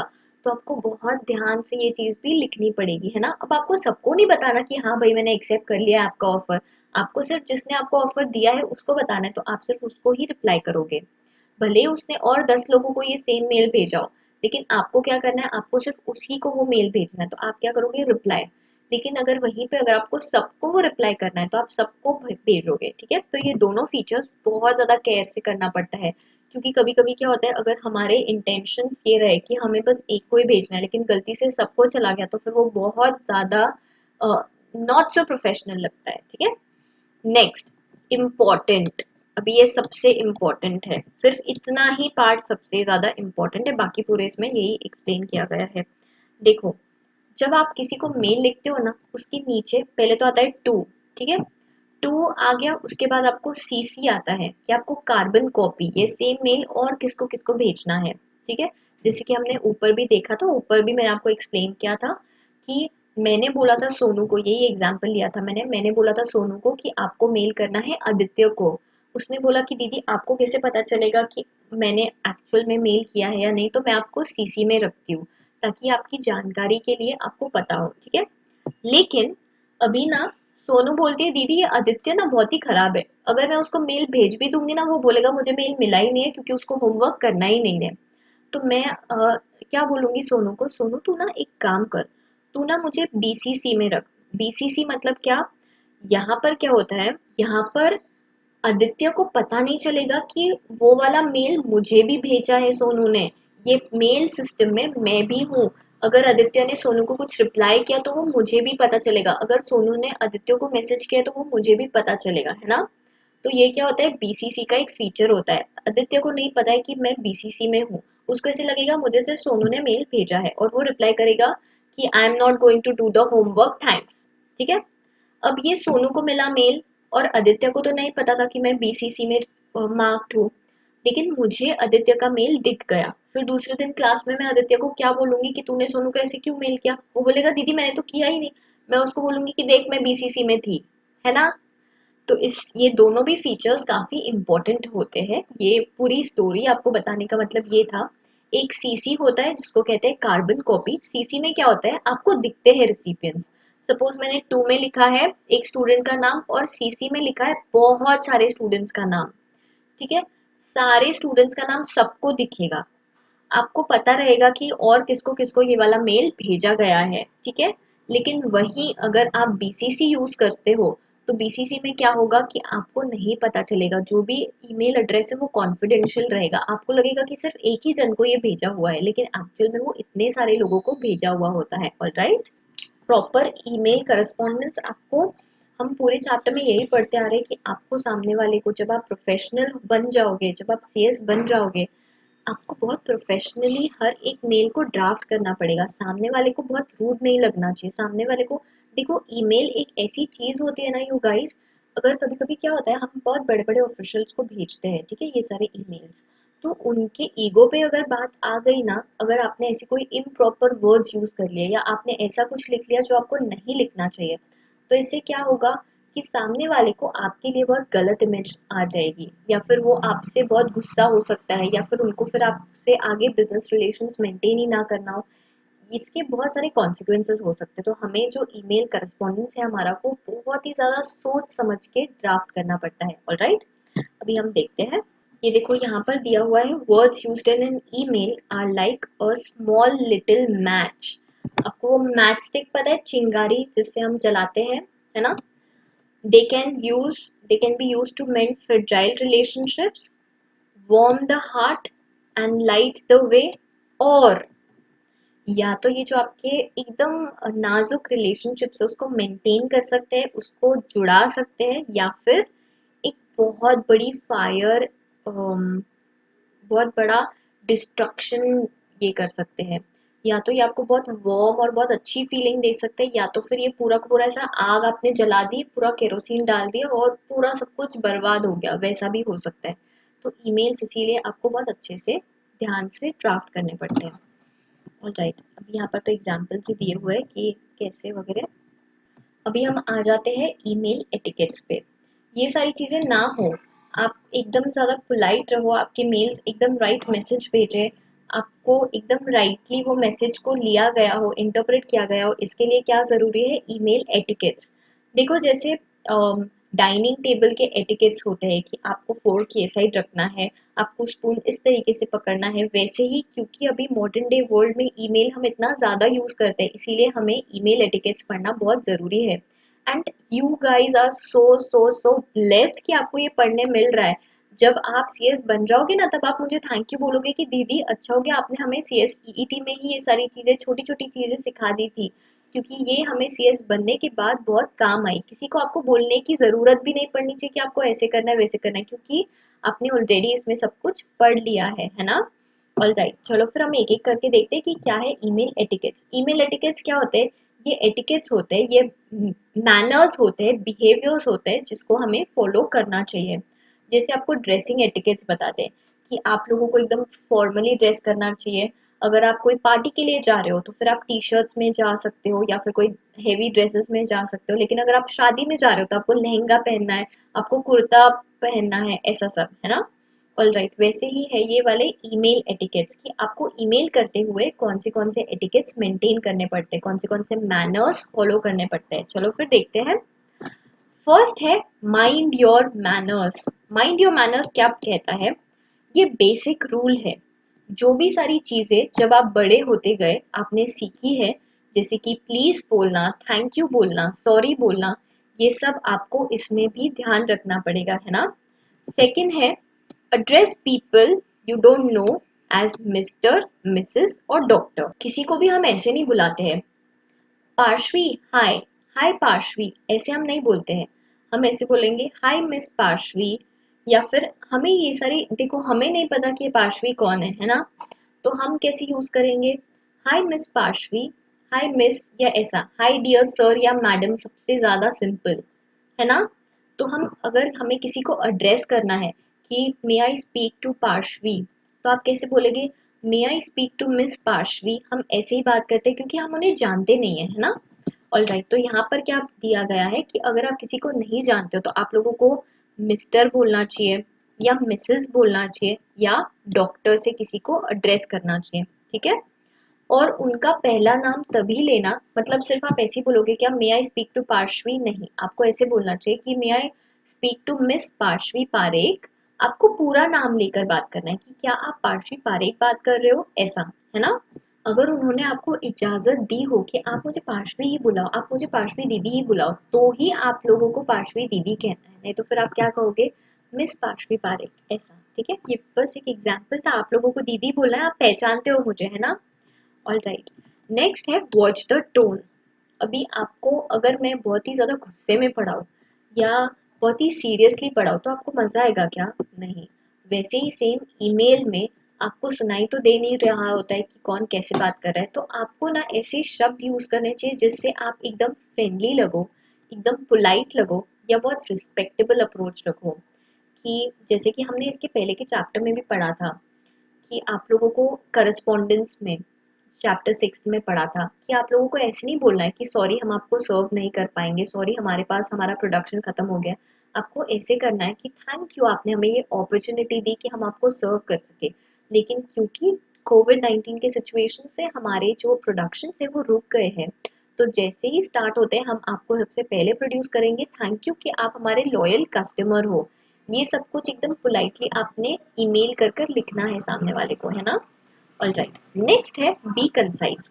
अभी ऐसा नहीं कि आपने इतना बड़ा पैराग्राफ लिख लिया उस चीज पे कि सॉरी ऐसा था फिर वैसा था, फिर 2 दिन का लॉकडाउन आ गया, फिर यहाँ पर हमारा प्रोडक्शन हो नहीं पाया। आपको पूरी कहानी नहीं करनी है, आपको सिर्फ ये बताना है एकदम कंसाइज फॉर्म में, एकदम शॉर्ट फॉर्म में, जितना ज्यादा आप कम वर्ड्स यूज कर सकते हो उसमें, जो भी आपका मैसेज है वो। ऑलराइट, अब इसका मतलब ये नहीं है कि ए से शॉर्टकट्स यूज करना, है ना। कि अगर आपको लिखना है as soon as possible we will send you as soon as possible, तो आप लोगों ने लिख लिया we will send you ASAP, ऐसा नहीं लिखना है। सेकंड वाला यही है बी प्रोफेशनल, आपको एब्रिवेशंस नहीं लिखने हैं। जैसे हम लोग लिखते हैं ना BRB, मतलब be right back, throw back Thursday, TBT, to be honest को हम क्या लिखते हैं, TBH लिखते हैं, है ना। ये जो सारे शॉर्ट फॉर्म्स है, ये जो सारे एक्रोनिम्स है, ये यहाँ पर नहीं चलते हैं, बिजनेस कम्युनिकेशन में नहीं चलते। जैसे अगर हम किसी को लिखते हैं CU तो हम क्या यूज करते हैं, C और U, ऐसा नहीं चलता, आपको पूरा SEEYOU ऐसा पूरा लिखना पड़ता है। तो यहाँ पर यही कहते हैं कि आपको प्रोफेशनल अपीयरेंस रखना है, आपको इमोजीज यूज नहीं करना है, वो जो छोटे छोटे लिटिल फेसेस होते हैं, स्माइलीज होते हैं, इमोजीज होते हैं, वो आपको यूज नहीं करने चाहिए जब आप किसी को ईमेल करते हो तो। और क्या यूज नहीं करना चाहिए, एब्रिवेशंस। ये यार मुझे तो ये सब कुछ नहीं सिखाया था, ये सब मुझे जब मैंने बहुत सारा प्रैक्टिस किया उसके बाद आया है। आप लोगों को ये ऑलरेडी समझा रहे हैं, मुझे नहीं पता था कि ऐसे इमोजीज यूज नहीं करते। मुझे उसमें दिखा कि यार इसमें तो बहुत अच्छे अच्छे इमोजीज है, तो फिर मैंने मैम को एक बार एक इमोजी डाल दिया। मेरी मैम ने मुझे इतना डांटा है कि पार्शवी ये प्रोफेशनल दिखना चाहिए। मैं बोला मैम आप ही को तो भेजा है। तो फिर मैम ने मुझे बोला था कि आपको नेक्स्ट टाइम से ये ध्यान रखना पड़ेगा कि आप किसी और को ऐसे ना भेजो, है ना, ठीक है। क्योंकि मुझे ना इमोजीज यूज करना बहुत पसंद है, मोस्टली अपन में से सभी को होता ही है इमोजीज यूज करने का क्रेज, है ना। तो हम क्या करते हैं कि हम जो भी हमारा टेक्स्ट है वो लिख लेते हैं, उसके आजू बाजू में 4-5 हार्ट्स बना देंगे या फिर ऐसी स्माइल वाली फेस बना देंगे, है ना। तो ये नहीं चलेगा। ऑलराइट, नेक्स्ट है use correct spelling and proper grammar. Use correct spelling and proper grammar, आपको एक डिक्शनरी का यूज करना चाहिए। आपको पता है जब भी आप यूट्यूब पे कोई भी वीडियो देखोगे ना, उसके पहले एक ऐड आता है, मुझे तो हमेशा यही वाला ऐड आता है most of the times, Grammarly वाला। वो आपको क्या बताते हैं कि आपकी अगर कोई भी ग्रामर की मिस्टेक्स है या फिर कोई स्पेलिंग मिस्टेक है, आपको वो करेक्ट करके देता है। या फिर अगर आपका कोई टोन भी अच्छा नहीं है, वो भी आपको अच्छी लैंग्वेज में कंस्ट्रक्ट करके देता है ना। तो आपको जो बेसिक ग्रामर के रूल्स है कि कहाँ फुल स्टॉप आना चाहिए, कहाँ कॉमा आना चाहिए, वो ध्यान में रखना पड़ेगा।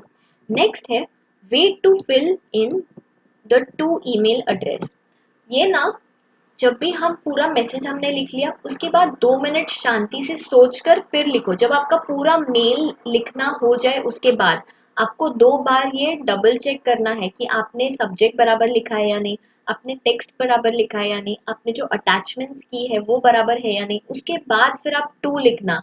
टू में हम क्या लिखते हैं, जिनको हमें वो मेल भेजना होता है। तो मेल भेजने से पहले एक बार पूरा चेक कर लो कि जो जो चीज़ें आपको चाहिए थी वो आपने डाल दी है, और फिर उसके बाद आप डालो। बहुत घाई गड़बड़ी में डालोगे तो कभी कभी ऐसे हो सकता है कि शायद आपने वो अटैचमेंट ही ना भेजी हो और आपने वो मेल में लिखा हो कि आपको ये अटैचमेंट मिल जाएगी ऐसा वगैरह, कि प्लीज फाइंड अटैचमेंट आपने ऐसा लिखा और उसमें अटैचमेंट ही ना हो, फिर पता चला। तो ऐसा ना हो इसीलिए आपको टू लास्ट में लिखना है, सब कुछ चेक कर लेने के बाद। ऑलराइट, ठीक है।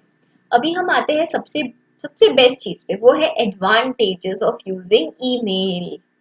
अभी यहाँ बहुत सारे आपको एडवांटेजेस और डिसएडवांटेजेस बताएंगे ये ईमेल के बारे में, ठीक है।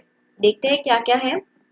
देखो भले ही इसकी कुछ डिसएडवांटेजेस भी है, पर ईमेल के एडवांटेजेस इतने ज्यादा है ना, स्पेशली प्रोफेशनल लाइफ में, कि आपको ही समझ में आ जाएगा जब आप एक प्रोफेशनल बनोगे खुद तब। इनफैक्ट अभी भी आपको समझ आता ही होगा, अगर आप कोई टेस्ट सीरीज ज्वाइन करते हो तो फिर वो आपको मेल करते हैं सारे पेपर्स आपको, उनको फिर से जो भी सारे आपके आंसर पेपर्स हो गए, अगर आपने कोई ऑनलाइन टेस्ट सीरीज कभी ज्वाइन की होगी तो फिर वो आपको वो वाले पेपर्स भेजते हैं वापस चेक करके।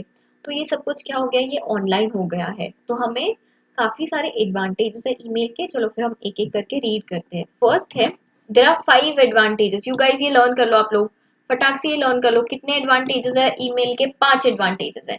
ये भी क्वेश्चन आ सकता है, कोई भरोसा नहीं है, ठीक है। मजाक कर रही थी बाबा, ऐसा कोई क्वेश्चन नहीं आता है कि कितने एडवांटेजेस है ईमेल के। ईमेल के एडवांटेजेस अनगिनत होते हैं, पर यहाँ पर कितने दिए हुए हैं, 5। फर्स्ट है, managing email is easy. Obviously अगर आप लेटर्स लिखते हो किसी को और किसी से आप इतने सारे लेटर्स रिसीव करते हो, तो मेरी तो इतनी बड़ी गड्डी बन जाएगी लेटर्स की। इससे बेहतर क्या है कि हम ईमेल पे बात करें। ईमेल्स अपने आप ही स्टोर हो जाते हैं हमारे इनबॉक्स में, है ना। तो it is very easy to manage emails, बहुत इजी तरीके से आप मैनेज कर सकते हो, है ना। कौन से आपको सेंट आइटम्स में आपको सारे जितने भी आपने सेंड किए वो मिल जाएंगे, फिर आप स्टोर कर सकते हो उसको। फिर अगर आपको कोई एक मेल है जो आपने ऑलरेडी भेज दिया लेकिन उसमें थोड़ा एडिट करके फिर से किसी और को भेजना है, आप वो भी कर सकते हो। तो it's very easy to manage emails. Second है, ईमेल इज फास्ट। ऑब्वियसली यार, मैं यहाँ पर एक सेंड क्लिक करती हूँ, आपको वहां पर मिल जाता है with in a few seconds, with in a few minutes, है ना।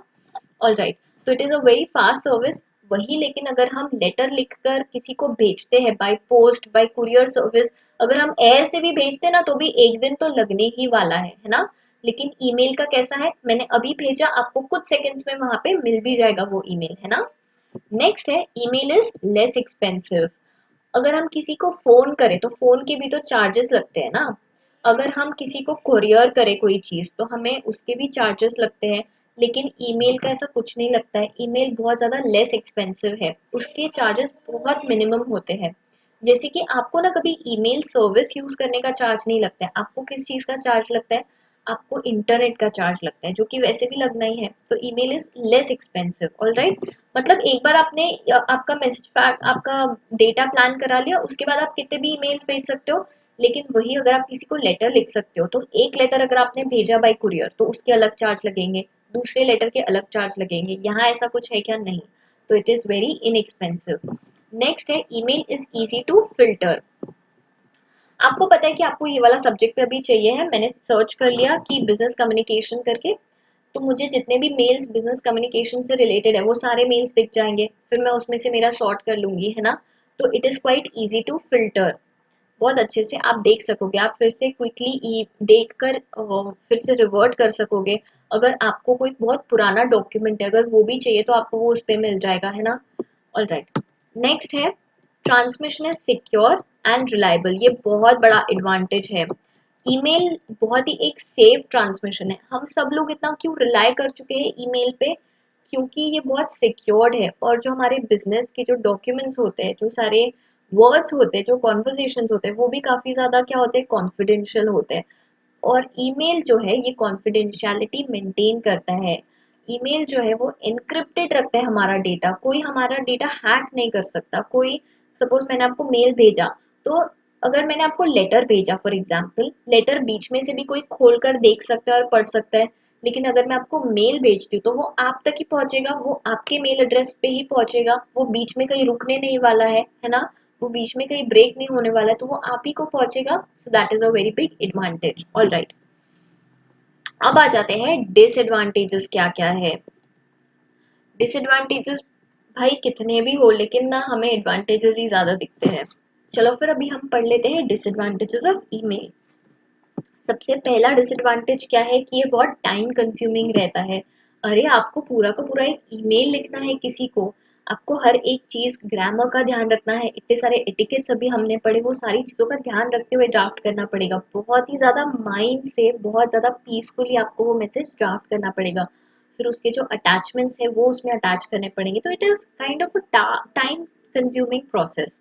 यहाँ पर हम पढ़ भी लेते हैं और मार्क भी कर लेते हैं। Writing an email takes less time than it takes to print a letter and mail it to the office is. देखो, ये तो हमने माना कि अगर हम एक पेन और एक पेपर लेकर लिखने के लिए बैठते हैं कोई भी मैसेज को तो बहुत टाइम लगेगा। उससे तो हमारा ईमेल लिखना थोड़ा सा लेस टाइम कंज्यूमिंग है, थोड़ा कम टाइम लगता है। लेकिन अगर ऐसी कोई बातें हैं जो आप डायरेक्टली कॉल पे ही कर सकते हो तो फिर आप क्यों किसी को मेल करोगे ना।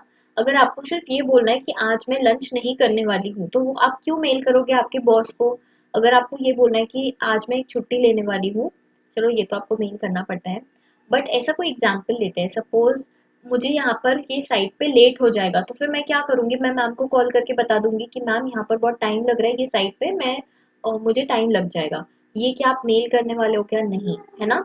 तो ऐसी जो छोटी छोटी चीजें होती है जो फोन पे भी हो सकती है या फिर जो मैसेज पे भी हो सकती है उसके लिए हम ईमेल यूज नहीं करते, क्योंकि फिर ईमेल बहुत टाइम कंज्यूमिंग हो जाएगा ना यार। नेक्स्ट पॉइंट है सिक्योरिटी। अब जैसा मैंने एडवांटेजेस में आपको एग्जांपल दिया था उसको एकदम आप फ्लिप कर लो, वही सेम एग्जांपल सिक्योरिटी के लिए है। सपोज अगर मैं किसी को लेटर लिख रही हूँ, बिजनेस लेटर लिख रही हूँ और वो एकदम सील पैक करके लिखती हूँ कॉन्फिडेंशियल, और ये सिर्फ उसी को देना जिसके लिए ये मैसेज और ये लेटर है, तो वो सिर्फ वो उसी पर्सन को मिलेगा। लेकिन ईमेल में क्या होता है कि कभी कभी बहुत सारे ऐसे हैकर्स होते हैं जो हैक भी कर सकते हैं, तो हम बहुत ज़्यादा सेंसिटिव इन्फॉर्मेशन, बहुत ज़्यादा प्राइवेट इन्फॉर्मेशन नहीं शेयर कर सकते, है ना। तो ये भी एक डिसएडवांटेज है, जबकि ये बहुत कम बार होता है, बहुत हार्डली कभी होता है, लेकिन ये हो सकता है। This is a disadvantage, alright. ठीक है। और फिर सपोज अगर आप आपके डेस्क पे नहीं हो, अगर किसी और ने आपका कंप्यूटर यूज किया तो वो भी आपके मेल्स देख सकता है, वो भी चेक कर सकता है कि आपको किसके किसके मेल्स आए हैं और क्या क्या इन्फॉर्मेशन आई है। तो अगर आपके पास थोड़े टाइम के लिए भी किसी का कंप्यूटर का एक्सेस आ गया तो आप फटाफट देख लोगे कि उसने किसको क्या मैसेज किया हुआ है ना। ऑलराइट। जैसे ये गर्लफ्रेंड बॉयफ्रेंड्स नहीं करते हैं क्या, वही एग्जांपल मैं आपको दे देती हूँ कि सपोज अगर यहाँ पे गर्लफ्रेंड है, गर्लफ्रेंड को दिखा कि बॉयफ्रेंड का फोन यहाँ पर ही रखा हुआ है और बॉयफ्रेंड गया है वॉशरूम, तो फटाक से उसका फोन ले लेगी और देखेगी कि किसको किसको मैसेज करता है ना। ऐसा करना मत लेकिन आप, ठीक है। बट ये एक एग्जाम्पल था। तो हो सकता है कि आपकी जो सेंसिटिव इन्फॉर्मेशन है, जो आपकी प्राइवेट इन्फॉर्मेशन है, वो आपकी ना रहे। ऑलराइट। नेक्स्ट है इम्पर्सनल कम्युनिकेशन।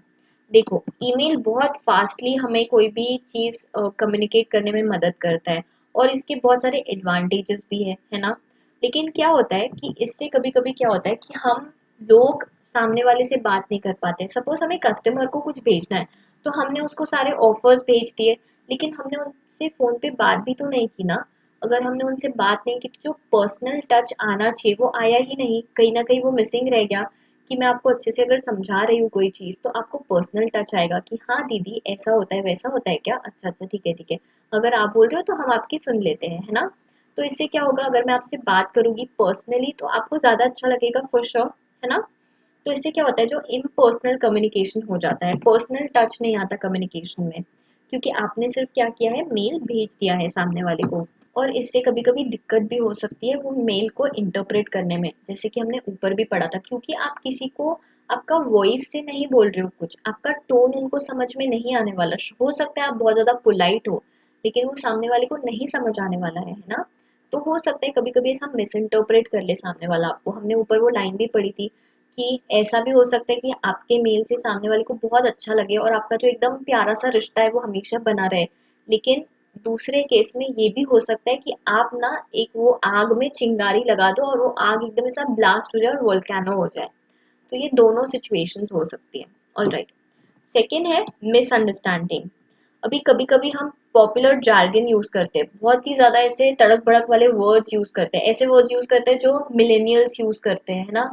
तो फिर क्या आपको समझ में आएगा, यू नो लाइक ऐसे 10 बार तो हमने लाइक ही यूज कर दिया, अब उसको कैसे समझ में आएगा कि एक मिलेनियल वर्ड है।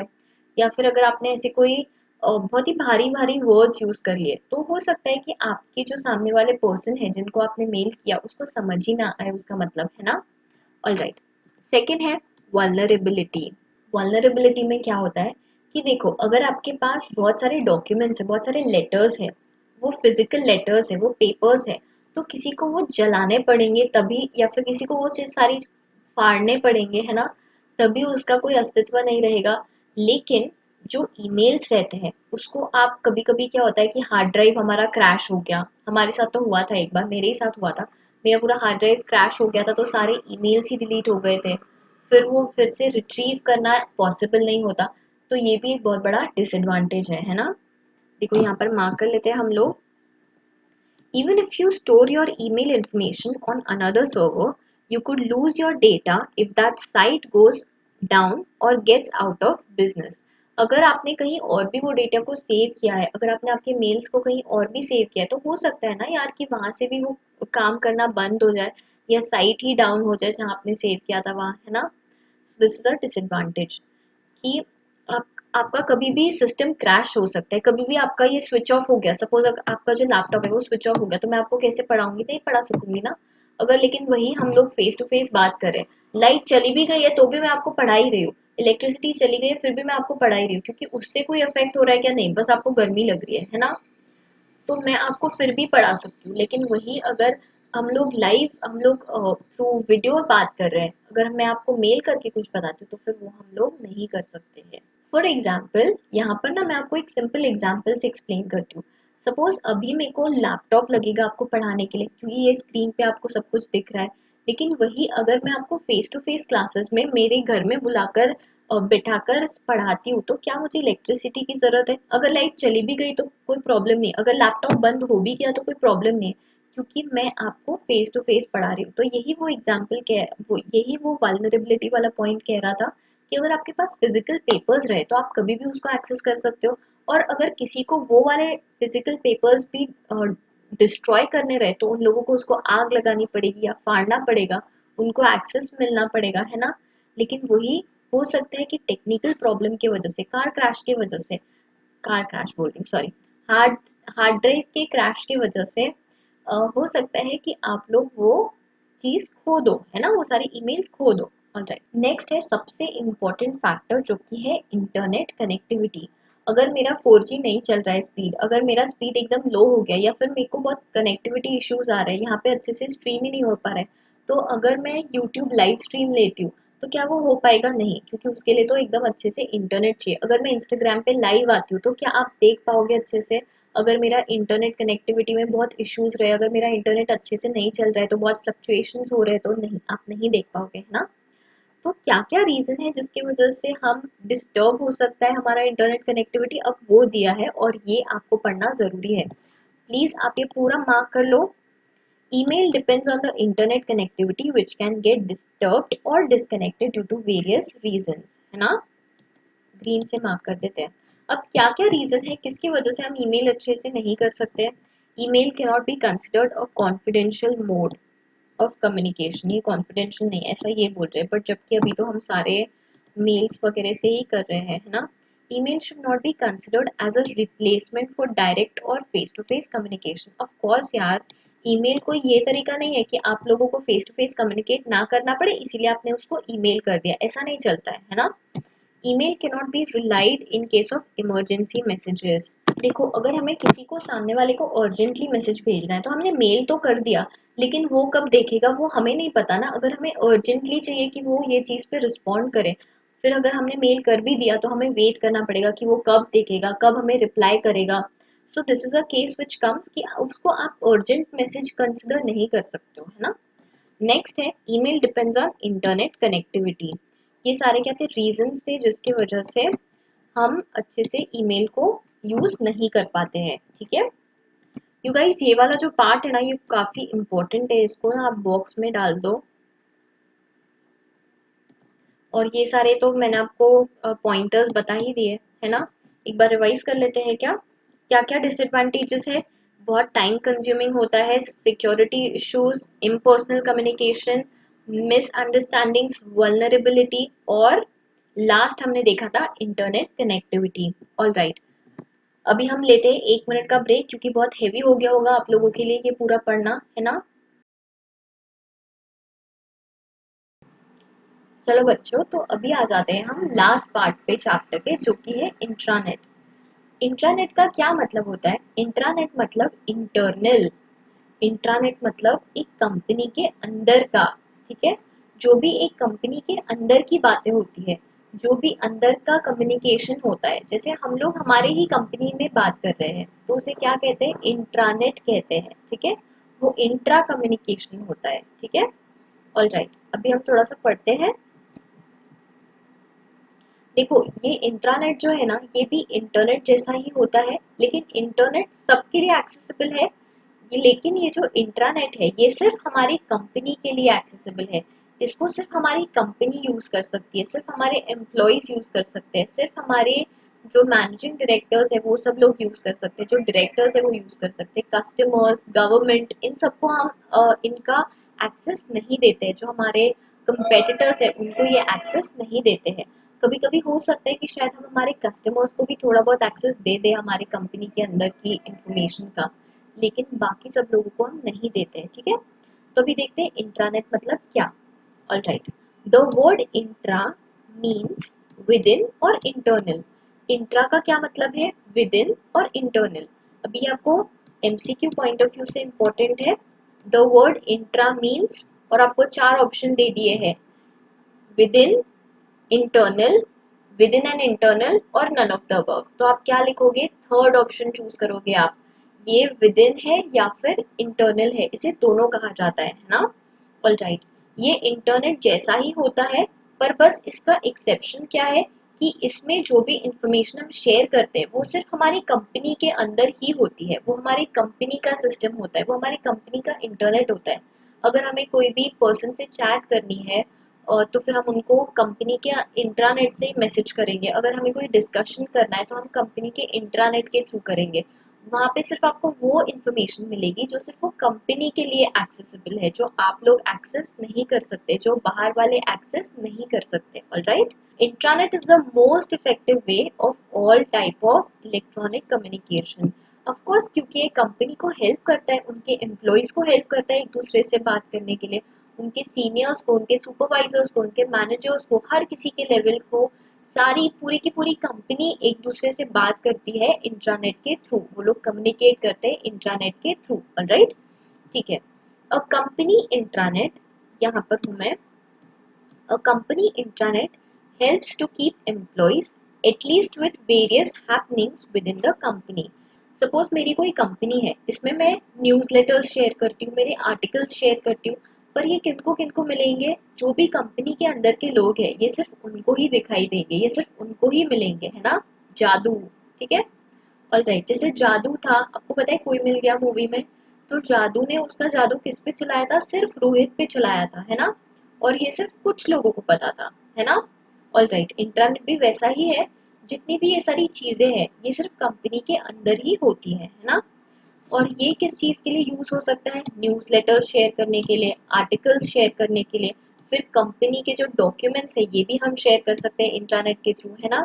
Alright, the intranet implies that only the company employees, only the company employees, only the company employees who are set up on the server can access the company pages. जिन भी लोग, सिर्फ हमारे company के जो लोग हैं, जो हमारे कंपनी के एम्प्लॉयज हैं, सिर्फ वही लोग जिनके कंप्यूटर्स में, जिनके सर्वर्स में ऐसा सेट किया गया है ये वाला प्रोग्राम, उसी में हम लोग इंट्रानेट यूज कर सकते हैं। सिर्फ वही लोग इंट्रानेट यूज कर सकते हैं। ये सिर्फ कंपनी के कंप्यूटर्स में ही इंस्टॉल्ड रहता है ये प्रोग्राम। ये सिर्फ कंपनी के जो कंप्यूटर्स है वही, वहीं से हम लोग इंटरनेट यूज कर सकते हैं। अगर हम हमारा घर का कंप्यूटर लेकर जाए और उनको बोले कि हमारा इंटरनेट नहीं चल रहा, तो ऐसे नहीं चलेगा, क्योंकि ये सिर्फ कंपनी के ही जो अंदर के लोग हैं उन लोगों के लिए होता है, और ये कंपनी के कंप्यूटर्स में ही सेटअप होता है ना। ऑल राइट, इंटरनेट क्या होता है? इंटरनेट सब लोगों के लिए होता है, और इंट्रानेट एक कंपनी के सिर्फ अंदर के लोगों के लिए होता है। ऑलराइट, ठीक है। अभी देखते हैं हम बेनिफिट्स क्या क्या है। आपको यू गाइस बहुत ऊपर ऊपर से ही इंट्रानेट के बारे में दिया हुआ है, बहुत डिटेल में नहीं है, so don't worry at all. आपको जो सारी चीजें एग्जाम पॉइंट ऑफ व्यू से काम की वो मैं आपको ऑलरेडी बता ही रही हूँ, ठीक है। तो बेसिकली हमने क्या पढ़ा, इंट्रानेट क्या है। ये एक सिस्टम है जिसमें सिर्फ कंपनी के अंदर के लोग ही बातचीत कर सकते हैं, सिर्फ कंपनी के अंदर के लोग ही कम्युनिकेट कर सकते हैं। जैसे इंटरनेट सब लोगों के लिए, बाहर वालों के लिए भी, सब लोगों के लिए है, लेकिन इंट्रानेट सिर्फ हमारे कंपनी के अंदर के लोगों के लिए है ना। क्या क्या बेनिफिट्स है इंट्रानेट के।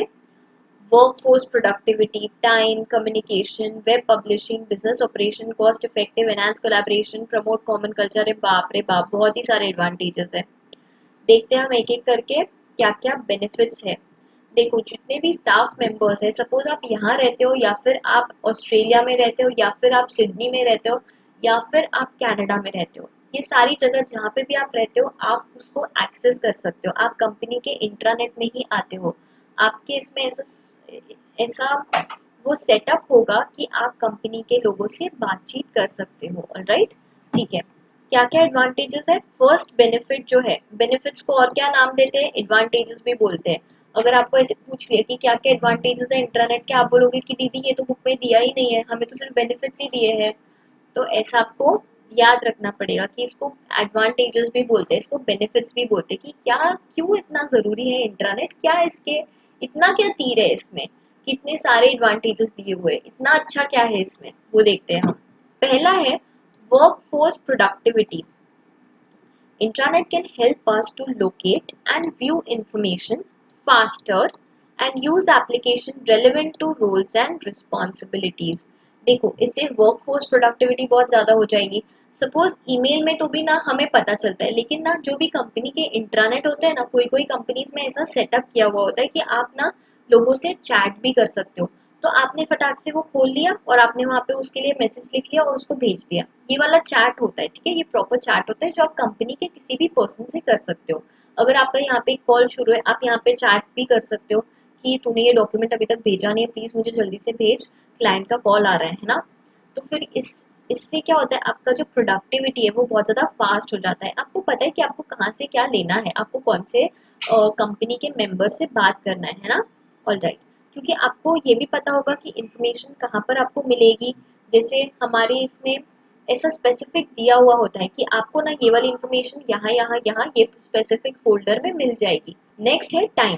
तो इंट्रानेट से क्या होगा कि सपोज मुझे कोई इंफॉर्मेशन चाहिए, तो मैंने फटाक से उसको वो फोल्डर में डालकर दे दी, वो वहां से भी वो फोल्डर को एक्सेस कर पाता है, मैं भी यहाँ से भी एक्सेस कर पाती हूँ। तो मैंने ये फोल्डर के अंदर ही कॉपी पेस्ट कर कर डाल दिया, है ना।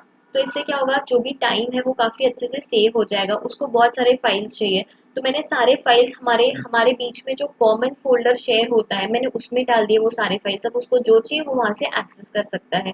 तो इससे क्या होगा, हमारा भी टाइम सेव हो गया, उसका भी टाइम सेव हो गया। वही अगर हम ईमेल करने जाते थे तो इतनी सारी फाइल्स हम ईमेल नहीं कर पाते थे। तो हमने इंट्रानेट की हेल्प से जो हमारा शेयर्ड फाइल था, जो हमारा शेयर्ड फोल्डर था, जो उसको भी जिस पे एक्सेस है और मुझे भी एक्सेस है, मैंने उसके अंदर वो फाइल्स को डाल दिया, बड़ी बड़ी फाइल्स को डाल दिया, तो वो वहाँ से भी एक्सेस कर सकता है। नेक्स्ट है कम्युनिकेशन। जैसे कि मैंने आपको बताया, यहाँ पर आप आपके सीनियर से बात कर सकते हो या फिर आपके सबॉर्डिनेट से बात कर सकते हो या फिर जो आपके नीचे लेवल के उनसे भी बात कर सकते हो। कम्युनिकेशन बहुत स्मूथली हो जाता है ना। कि आप उनको चैट करके भी बता सकते हो। सपोज यहाँ पर मेरा कॉल शुरू था, मैंने आपको अभी वो एग्जांपल दिया, क्लाइंट बोल रहा है अभी तक मुझे माल नहीं आया, मैं उसको अभी अभी मेरा कंप्यूटर शुरू है, मैं उसको मैसेज करती हूँ चैट में कि you have not send the goods to this particular customer. तो वो तब के तब मुझे रिप्लाई कर देगा कि यार लेट हो गया, तो उसको बोल दे कि 2 मिनट में वो उसको मिल जाएंगे गुड्स, ऐसा वैसा, तो मैं उसको वो कन्वे कर दूंगी, है ना। तो चैट करने के लिए या फिर ईमेल करने के लिए या फिर ब्लॉग्स बनाने के लिए ये सारी चीज़ों के लिए बहुत हेल्पफुल है ना। तो इससे कम्युनिकेशन बहुत अच्छे से हो जाएगा, क्योंकि स्टाफ को ना अपॉर्चुनिटी मिलती है कि वो अप टू डेट रहे सारी चीज़ों से। सपोज ना हमारे कंपनी में कैसा था कि सपोज आज गणेश चतुर्थी है, ठीक है।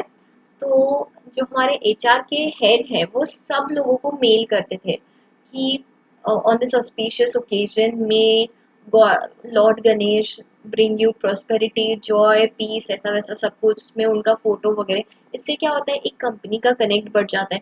फिर अगर सपोज आज डिसाइड किया है कि आज ना हम लोग सब लोग लंच करने के लिए प्लांट पे जाने वाले हैं तो हमको ये भी मैसेज आ जाता है कि आप आज फ्री रहना, आज 2 से 4 अपन यहाँ जाने वाले हैं, ऐसे ऐसे वैसा सब कुछ। ये सिर्फ कंपनी के लोगों के लिए होता है ना। ऑलराइट, नेक्स्ट है एडवांटेज या बेनिफिट वेब पब्लिशिंग का। वेब पब्लिशिंग, सपोज आपकी कोई साइट है, ठीक है, और वो सिर्फ आप लोग ही सिर्फ एक्सेस कर सकते हो। वो साइट पे डाल दिया कि आज ना ऐसा ऐसा हुआ, आज वैसा वैसा हुआ, या फिर ये एम्प्लॉय का मैनुअल है, इसमें आज नए रूल्स इशू किए गए हैं तो आप सब लोग देख लेना, है ना। तो उस पे न्यूज़ फीड में डाल दिया, हम वहां से ही सब लोग एक्सेस करके देख लेंगे, है ना। तो वेब पब्लिशिंग क्या होता है, जो भी सारे न्यूज़ लेटर्स होते हैं बिजनेस के, जो भी सारे हमारी कंपनी के अंदर के, सपोज कोई हमने बहुत अच्छा टारगेट अचीव कर दिया है तो फिर वो भी उसी में हम लोगों ने डाल दिया, तो ये सारे एम्प्लॉयज उसको एक्सेस कर पाएंगे।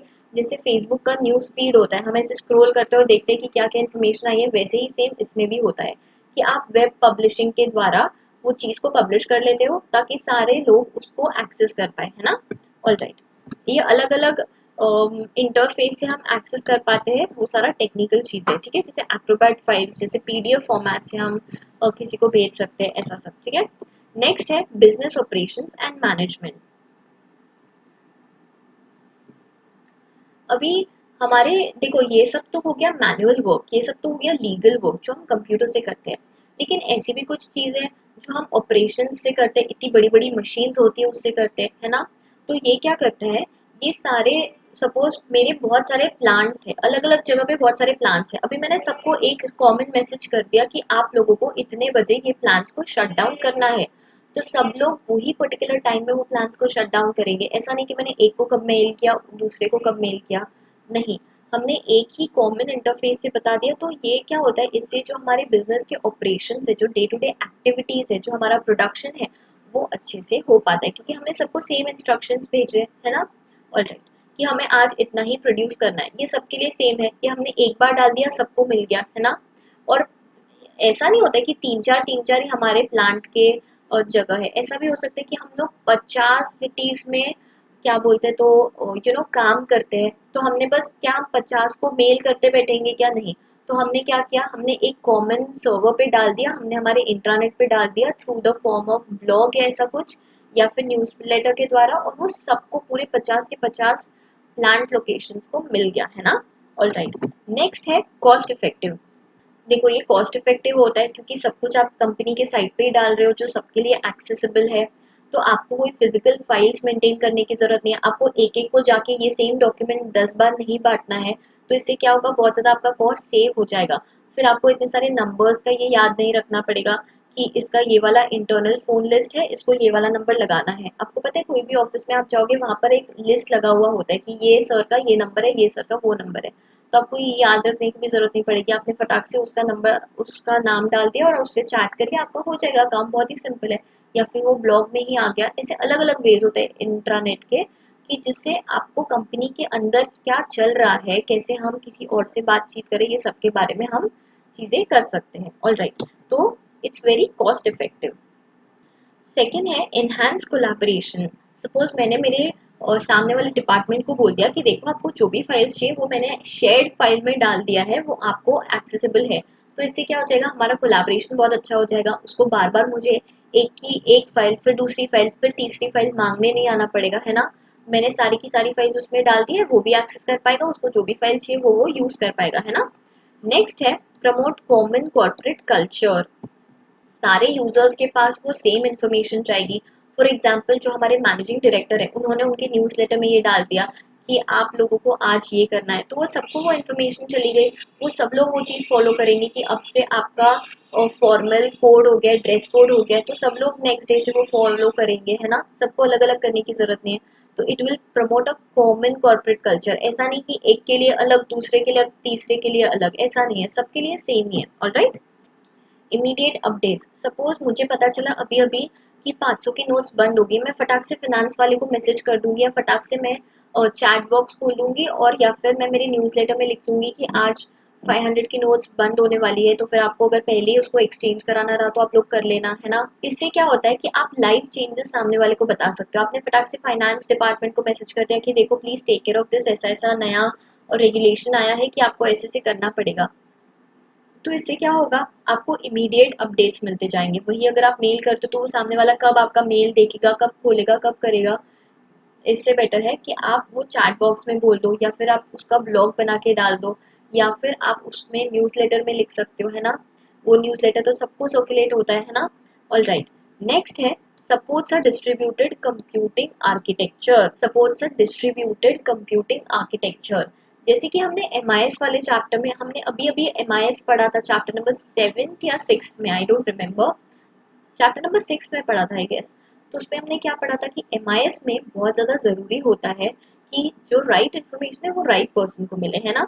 तो ये जो सिस्टम है MIS, ये उसको भी वेल इंटीग्रेटेड रखता है, ये लिंक करके रखता है कि हमारी कंपनी का जो डेटा है और जो MIS को इन्फॉर्मेशन चाहिए वो दोनों भी लिंक्ड हो, तो वो दोनों भी एक दूसरे को सपोर्ट करें, है ना, तभी वो एफिशिएंटली सब कुछ काम कर पाएगा, है ना। ऑल राइट, अभी हम एक बार रिवाइज कर लेते हैं कि क्या क्या बेनिफिट्स है इंट्रानेट के। ओके, क्या क्या बेनिफिट्स है। फर्स्ट, वर्क फोर्स प्रोडक्टिविटी, आप बहुत प्रोडक्टिव रहोगे। सेकंड, टाइम आपको कम लगेगा। थर्ड, कम्युनिकेशन अच्छे से होगा। फोर्थ, वेब पब्लिशिंग, आप कुछ भी पब्लिश कर सकते हो उसमें। Fifth, business operations and management, आपको बिजनेस का डे टू डे फंक्शनिंग में काफी हेल्प होगा। Cost effective of course. फिर इनहैंस कोलैबोरेशन, आपका दोनों दो टीम्स के बीच में, दो डिपार्टमेंट्स के बीच में बहुत अच्छा कोलैबोरेशन रहेगा, टीम वर्क अच्छे से हो पाएगा। फिर प्रमोट कॉमन कॉर्पोरेट कल्चर, सब लोगों के लिए सेम चीज है, सब लोगों के लिए ये सेम ड्रेस कोड है, सब लोगों के लिए ये सेम मैसेज है, तो इससे क्या होगा, एक कॉमन कॉर्पोरेट कल्चर डेवलप होगा। नेक्स्ट क्या था, इमीडिएट अपडेट्स और support distributed computing architecture. All right, अभी हम देखते हैं पर्पस क्या है, इंट्रानेट का क्या पर्पस है ना। उसके बाद हमारा चैप्टर ही खत्म हो जाएगा। तो क्या क्या पर्पस है, अभी तक आपको समझ में आ गया होगा कि एक तो इंट्रानेट का पर्पस है कि हमारा जो इंटरनल कम्युनिकेशन है वो अच्छा हो सके, हमारा जो कंपनी के अंदर का कम्युनिकेशन है वो अच्छा हो सके। ये था सबसे पहला पर्पस एक इंट्रानेट का। ऑल राइट, अभी सेकेंड एडवांटेज क्या है, सपोज बहुत सारे एम्प्लॉयज है, ठीक है, अब उन सबको ना एक कॉमन दिक्कत आ रही है, तो फिर वो लोग किसी और को भी पूछ सकते हैं, हम लोग ग्रुप डिस्कशन भी कर सकते हैं कि सपोज मैंने वो ग्रुप में सबको पूछ लिया कि किसी को ये वाला आता है क्या, किसी को ये प्रॉब्लम जा रही है क्या, यहाँ पर शायद पावर कट ऑफ हो गया है, तो जनरेटर स्टार्ट नहीं हुआ अच्छे से, तो वो लोग भी बोलेंगे कि हाँ हाँ हाँ ऐसा ऐसा करो तो हो जाएगा, ऐसा करो तो हो जाएगा, है ना। तो इससे हो सकता है कि आपकी जो एफिशिएंसी है वो अच्छे से हो जाए। तो ये भी एक पर्पस है इंट्रानेट का कि आपको एक प्लेटफॉर्म मिलता है जहाँ पे जो कॉर्पोरेट कल्चर है वो आप मेंटेन कर सकते हो। आप देखो, आप हर दिन, आप सिर्फ, इतनी बड़ी कंपनी है, आप सिर्फ जो फ्लोर पे हो, आप उन लोगों को पहचानते हो, but because of this intranet thing, आप जो 50 लोकेशन है उसके भी जो हेड्स है उनसे भी आप अच्छे से कम्युनिकेट कर पाओगे, उनको भी आप जान पाओगे। क्यों? Because of this common platform जो हमारी कंपनी ने हमें प्रोवाइड किया है। ऑल राइट, कि इंट्रानेट के थ्रू ना हम जो हमारे कस्टमर्स है उनको भी कुछ पार्ट एक्सेसिबल कर सकते हैं। फॉर एग्जाम्पल, जो हमारी प्रोडक्ट लिस्ट है कि हम कौन से नए प्रोडक्ट्स लॉन्च करने वाले हैं, हो सकता है हम हमारे प्रीमियम कस्टमर्स को पहले उसके बारे में जानकारी दें, है ना, कि देखो अभी 2-4 दिन में ही हमारा ये वाला जो सेल है वो लाइव होने वाला है, तो अगर आपको देखना है तो आप एक बार देख सकते हो। तो हम उनके साथ हमारा छोटा सा, देखो इंट्रानेट का नेटवर्क इतना बड़ा है, उसमें से छोटा सा पार्ट हमने उन लोगों के साथ शेयर किया, ठीक है, तो फिर वो लोगों को एक्सेसिबल हो जाएगा वो चीज़। पब्लिक नेटवर्क के थ्रू ही होगा, लेकिन स्पेसिफिक एन्क्रिप्शन यूज होंगे जिससे वो लोग भी वो चीज़ को एक्सेस कर पाए, है ना। ये जो इंट्रानेट का पूरा सिस्टम है, ये जो हमारे HR डिपार्टमेंट होते हैं, जो हमारे ह्यूमन रिसोर्स डिपार्टमेंट होते हैं, इनके पास इनका एक्सेस होता है ना। इनके पास ये पावर होता है कि ये यहाँ पर पोस्ट कर सकते हैं या फिर ये न्यूज़लेटर सर्कुलेट कर सकते हैं, और इसके साथ साथ कम्युनिकेशंस में भी होता है, तो ये दोनों भी साइमल्टेनियसली एक साथ मैनेज होते हैं, है ना। All right, web communication is here to stay and will grow over and will only grow in use and importance. देखो यार, वेब कम्युनिकेशन जो एक तरीका है ना, ये यहाँ पर रहने के लिए ही आया है, अभी तो ये बहुत आगे बढ़ेगा, बहुत बहुत ज्यादा आगे बढ़ेगा, हम सोच भी नहीं सकते। देखो पहले, आई हैव बिन देयर, जब 2G नेटवर्क आया था तब हम कैसे तो भी करके वेट करके मैसेज करते थे, लेकिन अभी क्या आ चुका है, अभी 4G आ चुका है, हमने बस ऐसे भेजा और वो चले भी जाता है सामने वाले को because of fast network. So web communication is the basis, is the foundation of 21st century और it is here to stay, है ना। तो it will be staying here, तो it is very important कि आपको ये सारी चीज़ों पे जानकारी हो, है ना। आई जस्ट होप आपको ये वाला चैप्टर पढ़ने में मजा आया होगा। अगर आपको कोई भी डाउट्स है, कोई भी क्वेश्चंस है, हो सकते हैं आपको ये वाले चैप्टर में डाउट्स हो, है ना, तो आप मुझे नीचे कमेंट बॉक्स में कमेंट करके पूछ सकते हो, नहीं तो फिर हमारे व्हाट्सएप ग्रुप में भी पूछ सकते हो। All right. और अगर आपके पास मेरे लिए कोई सजेशंस है या फिर अगर आपको मुझे ये बताना है कि दीदी आप बहुत अच्छा पढ़ाते हो, तो आप लोग मुझे इंस्टाग्राम पे मैसेज भी कर सकते हो। I will reply to your messages. Okay. Thank you so much. See you. Bye bye. Aujo. Take care.